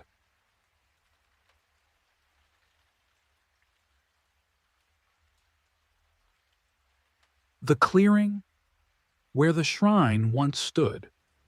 At last, the path opens into a wide clearing, perfectly circular, perfectly smooth, a breath of space carved into the desert's chest. This is the place. Nothing remains of the shrine, not a wall, not a pillar, not a single fragment of carved stone. And yet, the air here feels full, heavy with meaning, dense with silence that has grown sacred over centuries. You step into the circle. The sand is cooler, softer, almost velvety beneath your feet. It is said this clearing was untouched, even when the desert storms rolled through, as though the wind bowed its head in respect. No dune ever dared rise here. No plant ever rooted itself. No animal crossed the boundary. The shrine's absence is not emptiness, it is presence. An invisible architecture built from memory, devotion, and echo. You kneel. The ground hums gently, a tremor so soft you mistake it for your own breath. Then, faintly, a sound. Not music, not whisper, only the echo of silence itself, folding in on its own shape. The pilgrims once stood here, in a circle, their palms open, their eyes closed, letting the desert speak through stillness. You close your eyes too. For a long moment, nothing happens. Then the air thickens, the hum deepens, and the silence begins to reveal itself.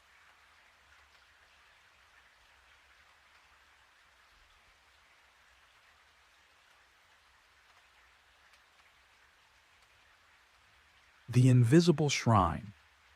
A vision forms, not through sight, but through the subtle awareness that rises when thought becomes quiet.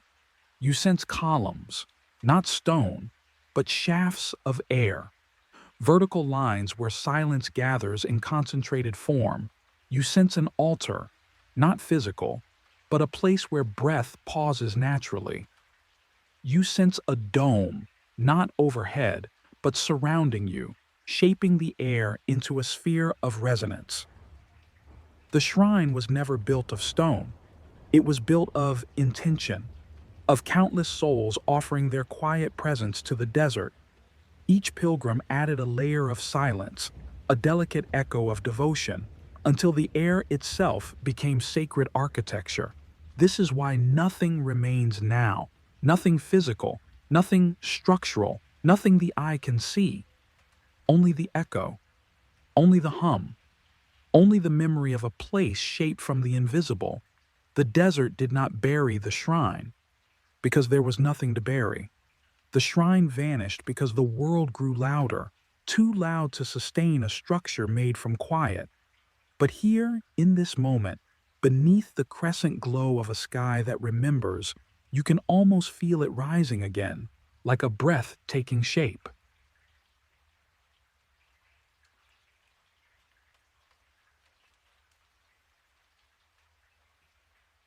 The pilgrimage of the heart, the keeper of this place, if such a keeper ever existed, left no scripture, but the pilgrims believed silence is the final teacher.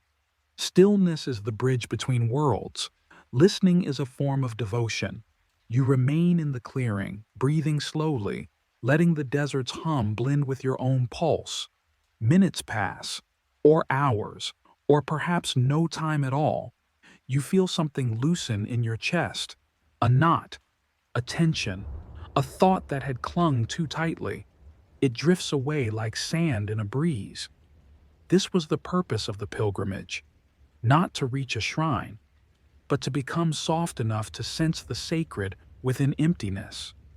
To learn that presence does not always require form, that some truths are carried forward not in monuments, but in the quiet echo of repeated footsteps. You open your eyes. The clearing looks the same. The desert is unchanged. The path behind you waits patiently. But you feel different, not in understanding, but in stillness, as though something ancient has settled within you, like dust settling after a long dance in the wind.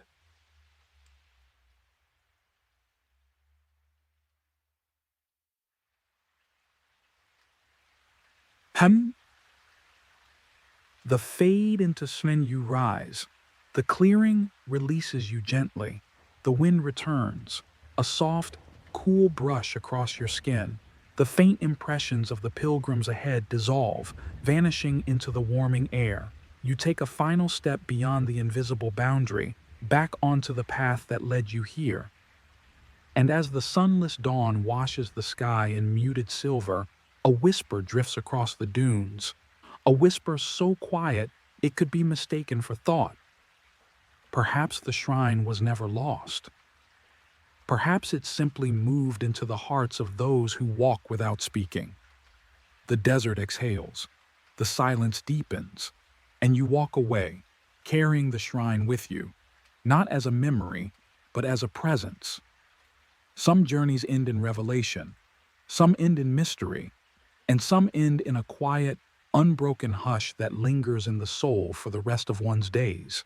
Tonight, as sleep folds around you like a soft dune, the vanished shrine remains, not in stone, but in you.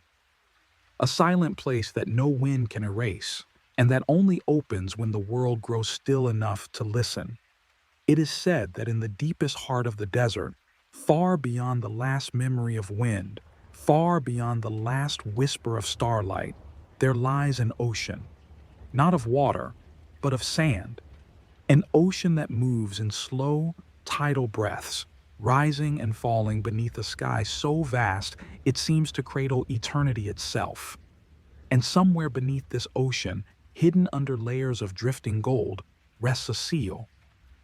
A perfect circle carved into stone older than any kingdom, older than any recorded storm, older, some believe, than the desert itself. Tonight, under the pale glow of a moonlit horizon, you stand at the edge of an expanse so smooth it resembles a sleeping sea. The dunes around you shift in gentle waves. The sand shimmers with faint traces of starlight, and the air holds a silence so complete that even your thoughts seem to soften. At the center of this vast, motionless field lies a darkened hollow, a place where the sand sinks into a shallow basin, a place the wind never touches, a place the sun never fully claims, a place villagers once warned travelers to avoid, calling it the resting breath of the earth. You walk forward. Your feet sink into the soft grains. Your heart slows to match the desert's rhythm. And then you see it, a circle of stone, half buried, half revealed beneath the ocean of sand. The seal, waiting.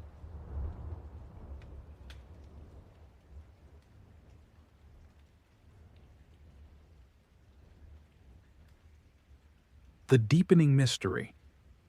You kneel beside the seal and brush away a handful of sand.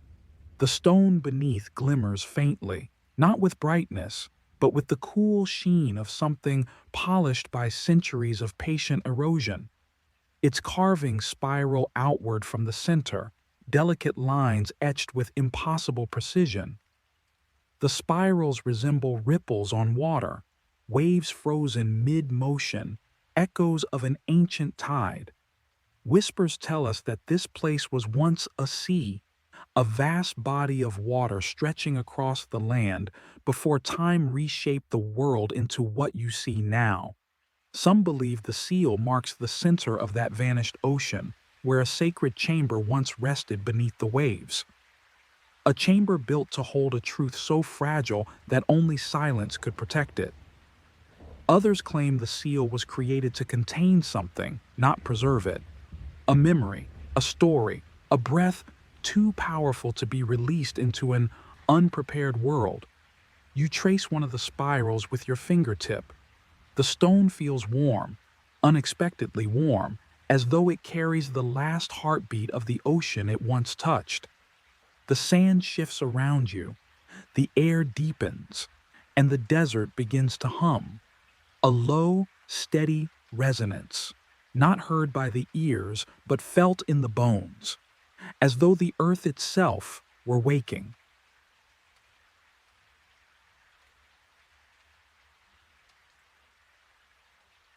The ocean beneath the desert, as the hum grows stronger, the seal seems to breathe beneath your hand.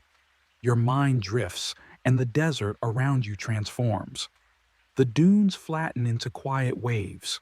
The sand glitters with the sheen of water. And for a moment, a single, breath-held moment, you see the ocean as it once might have been, a vast mirror of silver blue stretching toward a horizon lost in haze. Towers rising from the depths like silent guardians, stone columns submerged in shimmering currents, statues staring upward from beneath the waves, their forms softened by time. You can almost hear the sound of water, soft and rhythmic, lapping against the seal at your feet. It is said that beneath this ocean, a civilization thrived, one that listened to the tides as though they were the voice of the divine. They built temples beneath the water's surface, where moonlight filtered through shifting waves to illuminate their rituals. They carved messages into shells and placed them in spiral chambers to echo the voice of the sea. And when the world changed, when the waters receded and the land began to dry, the people sealed away their most sacred truth, locking it beneath a circle of stones so the desert would guard it for eternity. The vision fades, the dunes return, the world exhales, and the seal remains, still, silent, enduring.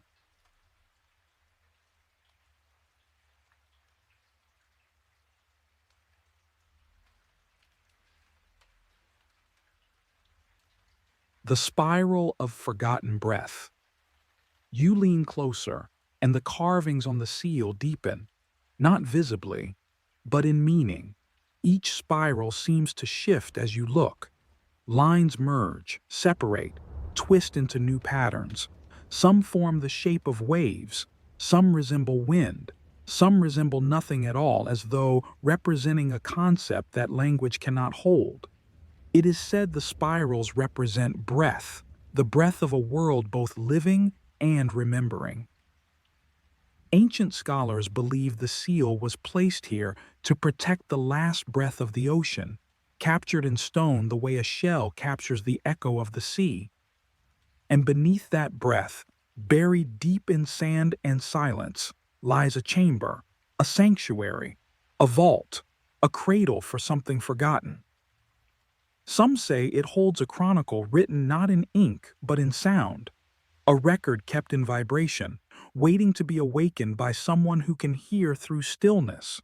Others believe it holds nothing, that the seal itself is the truth, that meaning lies not beneath, but within the spiral's presence. You press your palm flat against the stone. The hum rises, slow, low, patient. The same rhythm as waves caressing a shore long vanished.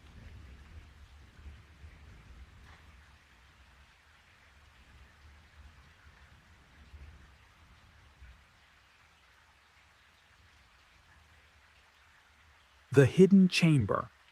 A faint vibration travels up your arm, soft as a breath. You close your eyes and visions form in the quiet dark. A staircase spiraling downward. Walls carved with wave patterns and star-marked lines. A chamber illuminated by drifting reflections, as though submerged in water. And at its center, a single bowl filled with dust the color of moonlit sand. The bowl is still, silent, untouched. But within the dust, you sense movement, a shift, a memory, a whisper. Perhaps this is the ocean's last echo. Perhaps this is the breath preserved beneath the seal. Perhaps it is not a relic, but a waiting. You try to listen, not with your ears, but with the quiet. A message rises, not a word, not a phrase, just a feeling. A longing, a softness, a desire to remain unseen, as though the chamber is asking not to be opened, but to be honored. You inhale, the vision recedes, and the desert returns once more.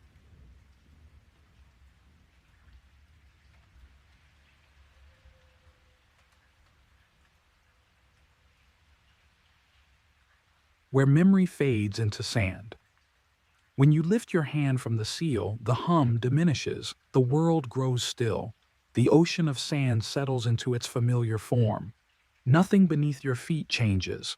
Nothing around you shifts. And yet, something within you feels different. A softness, a quiet, a recognition of something you cannot name. Perhaps the seal was never meant to be broken. Perhaps its purpose was never to protect a treasure. Perhaps it was only meant to remind you that not all that disappears is lost, and not all that is sealed is meant to be opened. Some truths rest, some truths, sleep. Some truths preserve themselves in silence. As you stand, The moonlight touches the seal one last time, casting a thin silver ring across its surface. The ocean beneath the desert breathes once more, a long, slow exhale, then falls silent.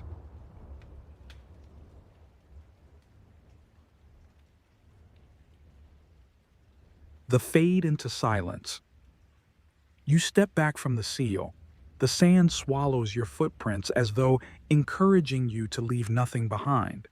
The dunes stretch before you, soft and infinite. The night grows cooler. The world falls quiet. You look once more at the circular stone, half buried in gold, half awake in moonlight. A gate, a memory, a breath beneath the world. Perhaps the seal guards nothing. Perhaps it guards everything. Or perhaps it simply listens, day after day, to the slow, patient hum of the earth, a hum that continues whether we notice or not. You turn away. The desert embraces your silence. And as sleep begins to gather gently in your thoughts, one final whisper rises from the depths. Some truths do not ask to be known, they only ask to be remembered. It is said that in a distant corner of the desert, where the dunes soften into a plain of quiet sand, and the horizon glows with a faint pale gold even before the sun appears, there lies a circle of stones. Not large stones, not towering monoliths or pillars of power, just simple, time-worn shapes, each one rounded by wind and memory, each one holding a warmth that feels older than the sky itself. These stones do not catch the eye at first. They rest half buried, leaning gently toward one another, like companions who have kept vigil over centuries of silence. But as the night thins and the first breath of dawn begins to stir, the stones reveal their secret. A faint glow gathers across their surfaces. Not firelight, not starlight, but a subtle shimmer, like the last trace of a dream left behind on waking. Whispers tell us these are the stones that remembered the first dawn, a dawn witnessed long before kingdoms rose, before languages formed, before the desert learned the sound of shifting sand. Tonight, under a moon fading into pale silver, you approach the circle. The sand beneath your feet grows cooler. The air thickens with an ancient calm, and the stones lift their quiet presence as though greeting a long-awaited visitor. You step inside the circle, and the world grows still.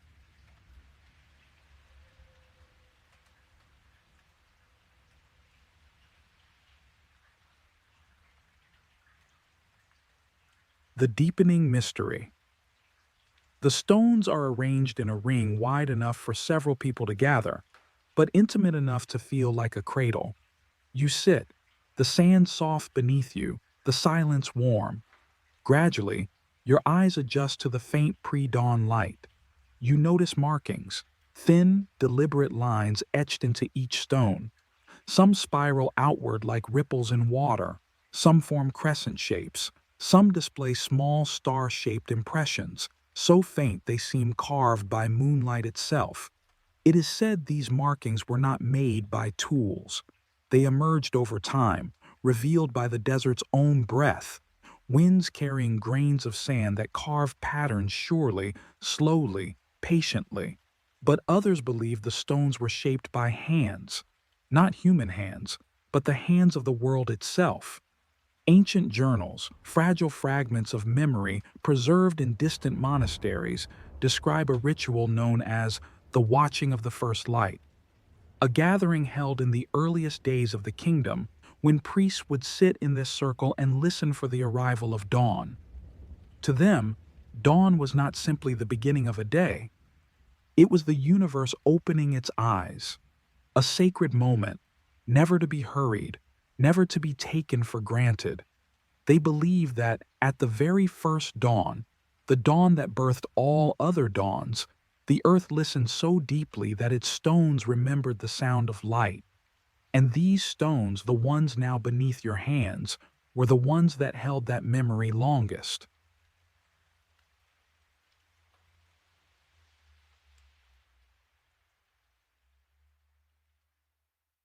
The sound of the first dawn. You close your eyes. The air cools, the desert shifts, and a soft he rises beneath the sand, so subtle you might confuse it with your own breath. But it is there, a resonance, a memory, a vibration older than thought. Some say the first dawn was not silent. They say it arrived with a tone, a single, pure note that hovered between sound and light, between breath and creation, not thunder, not music, just presence. A note that welcomed the first warmth into the world, that stirred the first shadows, that taught the horizon how to glow. The stones vibrate faintly beneath your palms. You cannot hear the note, you feel it. A pulse, gentle and steady, rising like a heartbeat awakening from ancient sleep. The desert around you seems to lean inward. The sky grows paler. The stones catch the color of soft gold. And in this moment, you understand why pilgrims once walked miles in silence to sit here, not to witness dawn, but to remember it.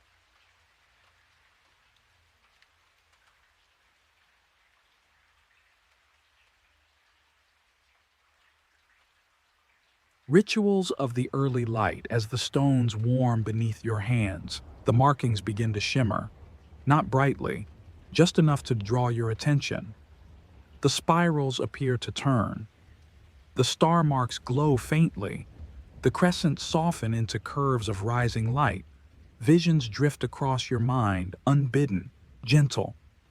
Priests kneeling in the sand, bowed beneath pale sky. Bowls of clear water placed at each stone's base, catching the first reflection of dawn. Hands raised not in praise, but in listening. It is said the early rituals were never spoken. Words were considered too heavy for such delicate moments.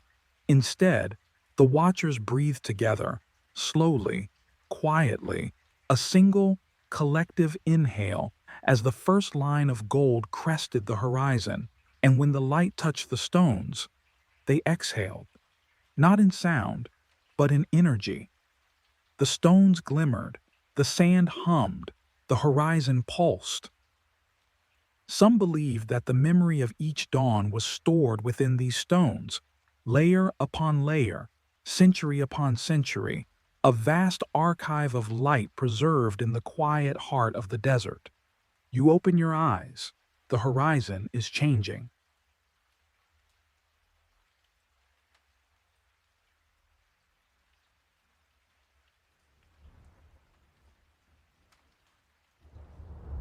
The dawn that belongs to the stones. The sky warms, not quickly, but in the slow, sacred manner of a world unhurried by time. Shades of muted violet dissolve into soft blue. The faintest line of gold touches the edge of the earth, and the stones answer. A glow rises from their surfaces, as subtle as the blush of a waking dream. Their markings illuminate, thin lines tracing forgotten constellations, spirals turning into soft arcs of memory, stars blooming across the stone like ancient flowers. You feel the hum again, the same hum that carried through the chamber beneath the desert, the same hum that echoed beneath the vanished shrine, the same hum you felt in the seal beneath the ocean of sand, a rhythm linking all the sacred places you have wandered through, a quiet thread connecting silence to silence, memory to memory, breath to breath. As dawn brightens, the stones seem to brighten with it, not in brilliance, but in recognition. It is as though they have waited all night just to witness this single moment, just to remember it, just to preserve it. And now they offer that memory to you.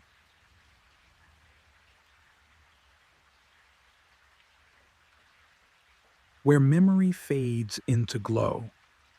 The sun rises slowly, a quiet sphere of pale gold touching the horizon with gentle warmth.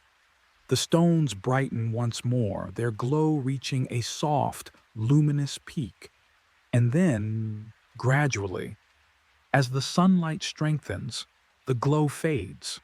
The markings dim. The hum softens. The stones return to stillness. Perhaps this is why the shrine was left in ruins. Perhaps this is why the chamber fell into silence. Perhaps this is why the seal remained half buried for centuries. Some truths are meant to be felt only in the fragile quiet before the world fully wakes. You run your hand over the nearest stone. It feels warm now, warm from the sun, warm from memory, warm from something deeper. You rise. The circle looks unchanged, simple, ordinary, but you know better. For a few breaths, you witnessed a ritual older than language, a prayer made not of words, but of light, a memory the stones carried when the world was new.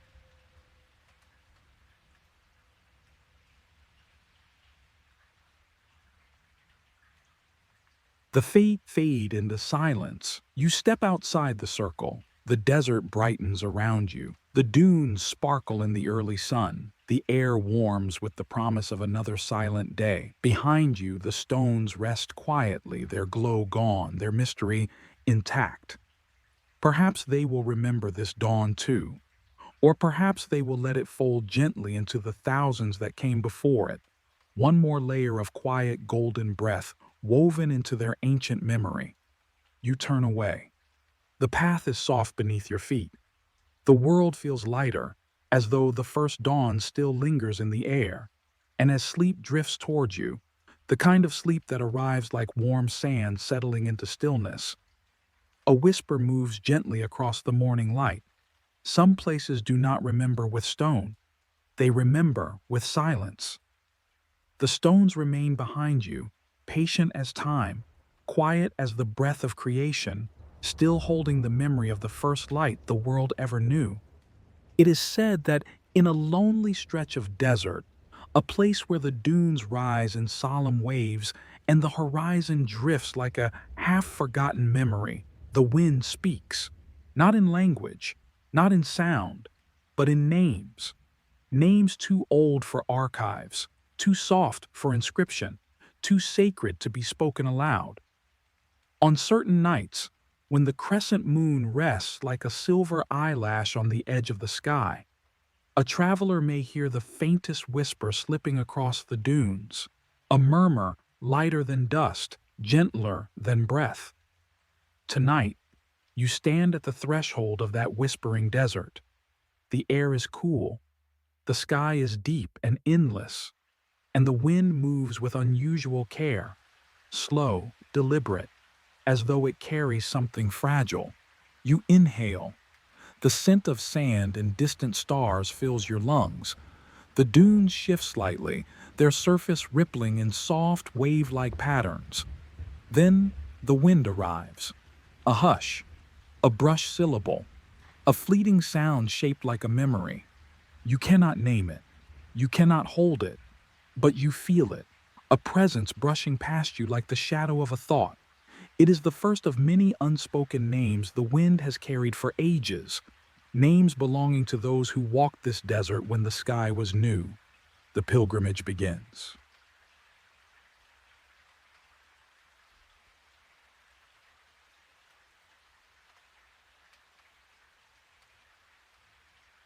The deepening mystery.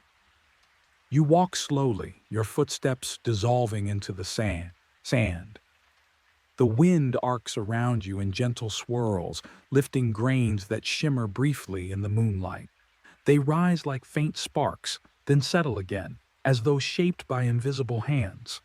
Some believe the wind remembers every life that has ever passed through this land. Others say it carries the names of those who were never recorded, voices lost to time but preserved in motion. Ancient journals speak of a ritual called the listening of the unnamed. Pilgrims came here not to petition the heavens, not to seek guidance, but to honor the forgotten. They believe that every name carries a breath, and every breath leaves an echo, and every echo becomes part of the wind that wanders endlessly across the earth. You pause atop a low dune. The wind grows gentle, as if waiting. The sand ahead forms a shallow valley, etched with lines and curves, created gusts of air moving in long, deliberate patterns. Some resemble symbols, some resemble waves, some resemble the trails of ancient script long erased from human memory. You kneel, run your fingers across the sand, and feel it. The faintest tremble, a vibration softer than silence, as though the dune beneath your hand is speaking in a language made of grain and motion. Your breath slows, the wind carries another name, tender, wordless, unclaimed. It drifts through you like a feeling you once had, but long forgot.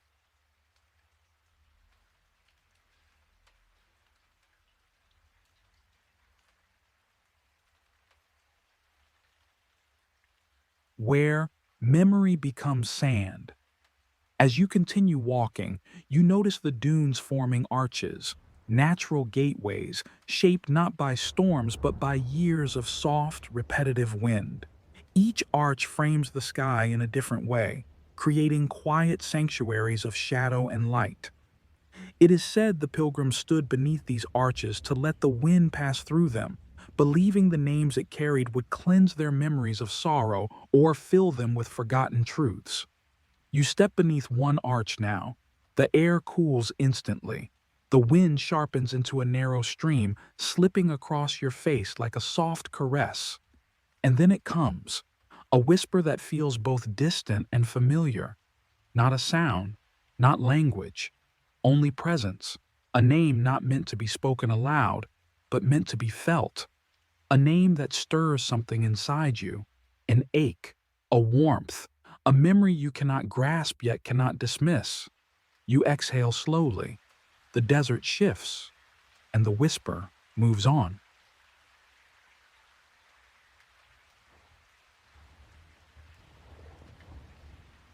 The dune of unwritten letters. Ahead, a towering dune rises like a pale giant. Its surface glows in the moonlight, catching faint reflections of starlight like silver dust scattered across a canvas. At its base lies a strange formation, patterns carved by wind into the shapes of long letters, soft curves and sweeping lines that resemble an ancient script. Scholars once tried to interpret these markings. Some thought them remnants of a forgotten language. Others believed they were impressions left by fabric, banners carried by pilgrims long ago. But the desert had no need for explanations. The wind carved these shapes because it remembered, not the exact forms, not the exact sounds, only the essence, the gesture of a name. You walk along the dune's base, tracing the outlines with your hand. The sand is cool, almost damp, as though holding tears shed centuries before. The markings shift under your touch. A curve falls inward. A line extends. A shape you thought you understood changes its meaning entirely. Perhaps the wind is still writing. Perhaps the desert is still learning. Perhaps not all names are fixed. Some drift, some evolve, some dissolve into other truths. You look up. The sky deepens, and more names whisper across the star.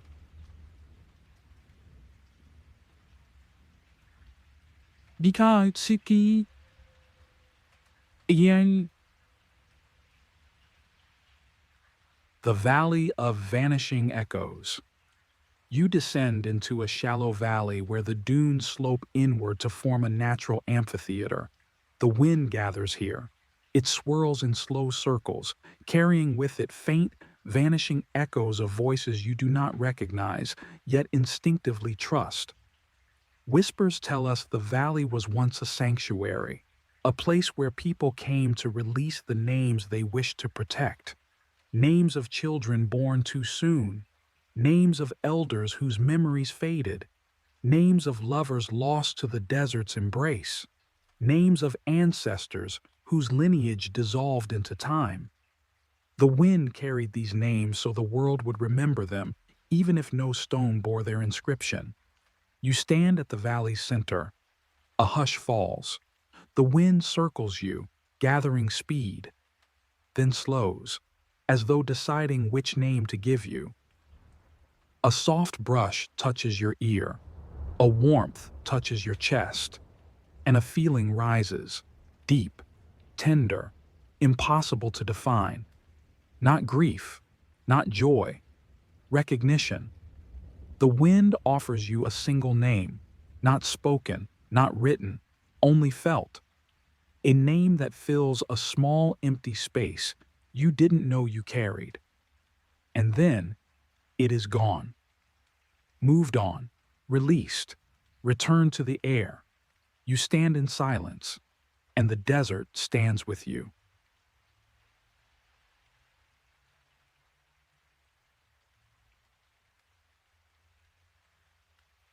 Where names become breath. As you leave the valley, the wind calms, the desert lightens. A faint glow touches the horizon. Not yet dawn, just the soft anticipation of it. The dunes ahead look gentler, their shapes rounded, their presence softer. You stop at the highest dune and look back. The valley, the arches, the unwritten letters, the silvery waves of sand, all quiet, all patient, all alive. Perhaps the names the wind carries are not lost souls, but lost moments, echoes of lives briefly touching the earth, then drifting back into the quiet. Perhaps the wind remembers because memory itself longs to remain. You inhale. The wind answers. A single, delicate whisper. Not a name, this time. Just a breath. As if thanking you for listening.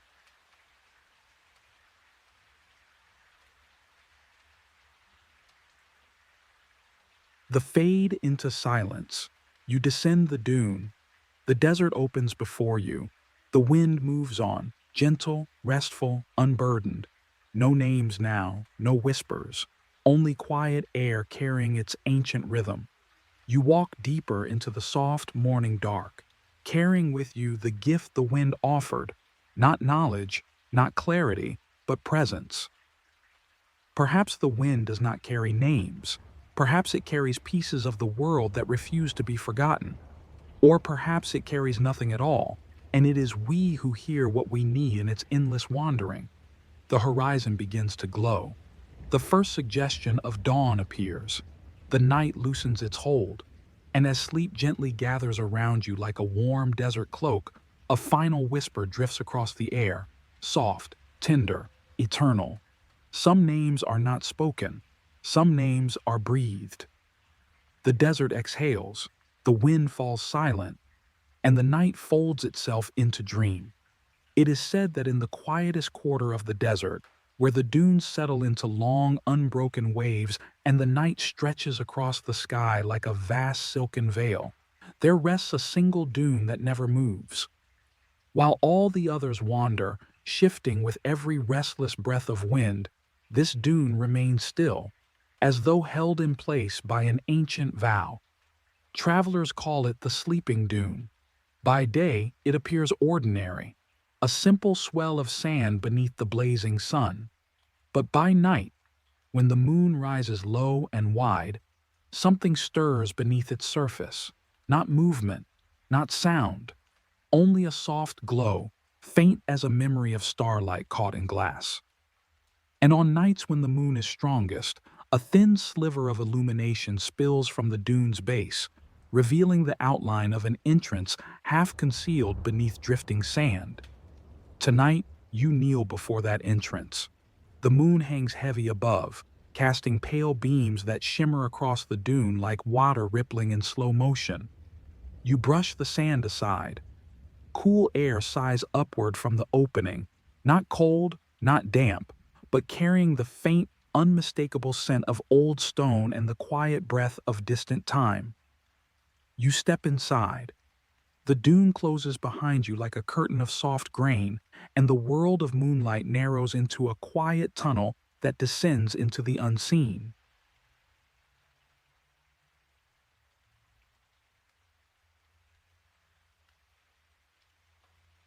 The deepening mystery. The passage slopes gently downward, its walls smooth, its air still. Moonlight follows you in thin ribbons through cracks in the sand above, casting shifting patterns across the corridor like drifting ghost lanterns. As you walk deeper, a faint glow begins to bloom ahead, not bright, but steady and patient, like the lingering pulse of a forgotten ember. The corridor opens into a chamber carved entirely from stone, not rough stone, not jagged, but stone smoothed by generations of hands that once touched it with reverence. Shelves rise from the floor as though grown from the rock itself, hundreds of them, thousands perhaps, stacked in impossible patterns, spiraling upward into shadow. Upon the shelves rest tablets, thin slabs of stone, each etched with markings that shimmer in the moonlight, flowing down through a narrow shaft above. This is the moonlit archive. Whispers tell us that these tablets were never meant to be read by sun or flame. Their ink, if ink it can be called, awakens only under the moon's pale blessing. You lift one and hold it beneath the silver light. Symbols bloom across its surface like flowers opening at night, lines, spirals, small star-shaped impressions that seem to shift softly as your breath passes over them. The tablet warms in your hand, and the air of the chamber deepens into a silence so complete it feels like listening.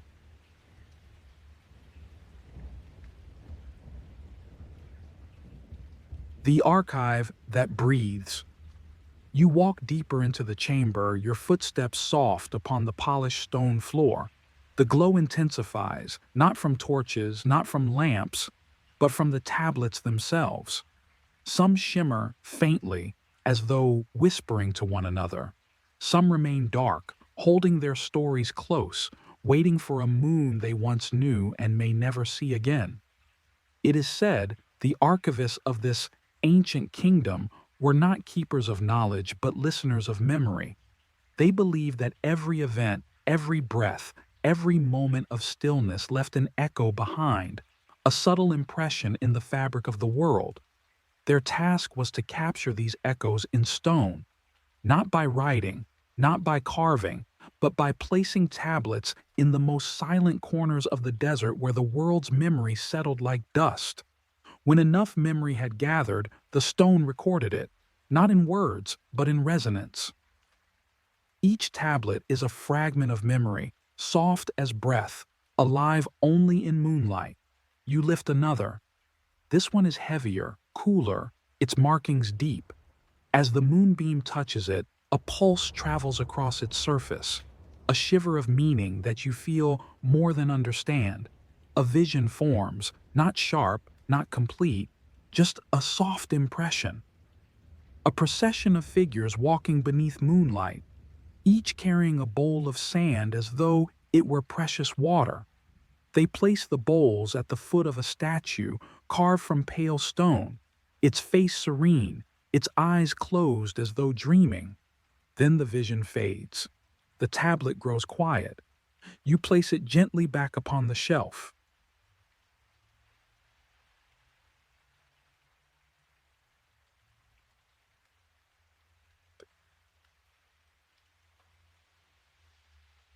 Stories too fragile for daylight. Another tablet calls to you, not with light but with silence. Its surface is almost blank. No shimmer, no markings, only a faint curve where a finger once brushed the stone.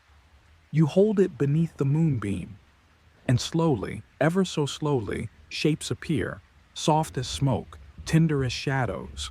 A bowl filled with moonlit water, a hand dipping into it, ripples forming symbols that drift across the surface like wandering stars. It is said the priests once used water to read the future, not through reflection, but through vibration.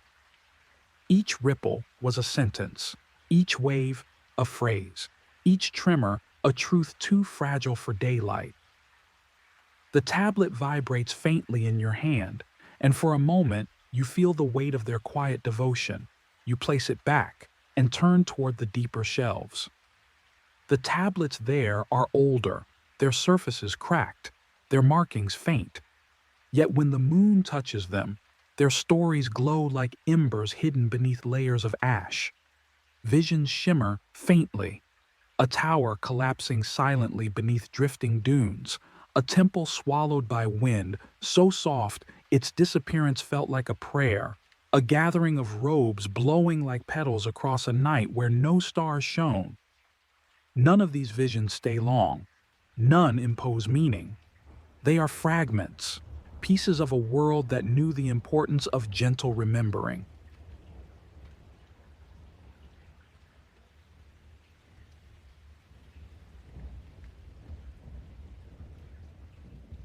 The Forgotten Archivist. As you explore the chamber, you begin to sense a presence, not a person, not a spirit, something quieter, an imprint, a memory of those who once tended this archive. The archivists walked barefoot, their robes light, their steps careful not to disturb the dust. They spoke rarely. When they did speak, their voices were soft, as though afraid to overshadow the quiet wisdom of the tablets. It is said they believed every tablet held not just memory, but a breath, and the archive was alive with the collected respiration of an entire civilization. You imagine them moving through this hall, placing new tablets with reverence, lifting old ones to read their moonlit messages, whispering gratitude for each memory preserved. Perhaps they are gone, or perhaps, as some legends claim, their presence lingers here in the hum that fills the chamber when moonlight falls just right. You pause. The hum stirs, soft, low, tender, as though welcoming you into the lineage of listeners.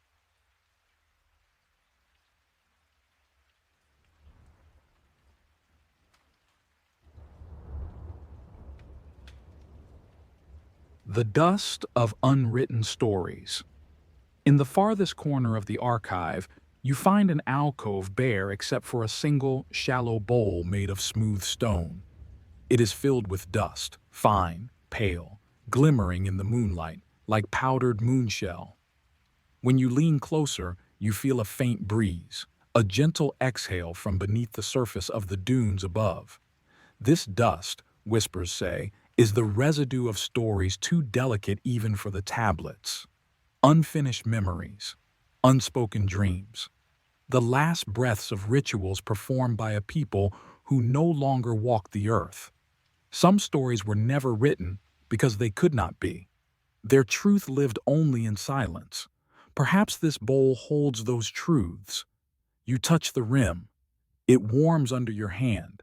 The dust stirs slightly, lifting in a soft swirl as though greeting you, and though no image forms, no vision appears, you feel it.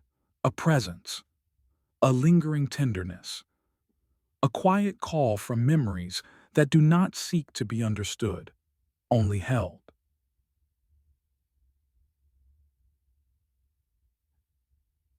I.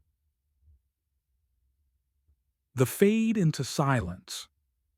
You return to the center of the chamber, standing beneath the moonlit shaft from which silver radiance falls like a blessing.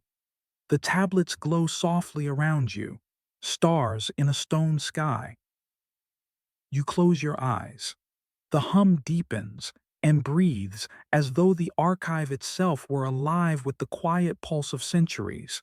Then, slowly, gently, the glow begins to fade. The moon shifts in the sky and the light grows thin. The tablets dim. The visions dissolve. The air returns to stillness. The archive sleeps again. You ascend the sloping passage. Sand whispers beneath your feet. Moonlight brighten the entrance, and the night air touches your skin like a cool hand guiding you back to the world above. Behind you, the dune settles, smooth and silent. Perhaps the archive was meant to be preserved in secret. Perhaps it opens only to those who walk slowly enough to carry its silence. Or perhaps, as the archivists believed, some memories glow only when the world is quiet enough to receive them. As you step back into the desert night, a whisper moves through the sand, soft, silver, unhurried. The moon remembers what the sun forgets. The dune exhales, the archive dreams, and sleep gathers gently around you like drifting sand.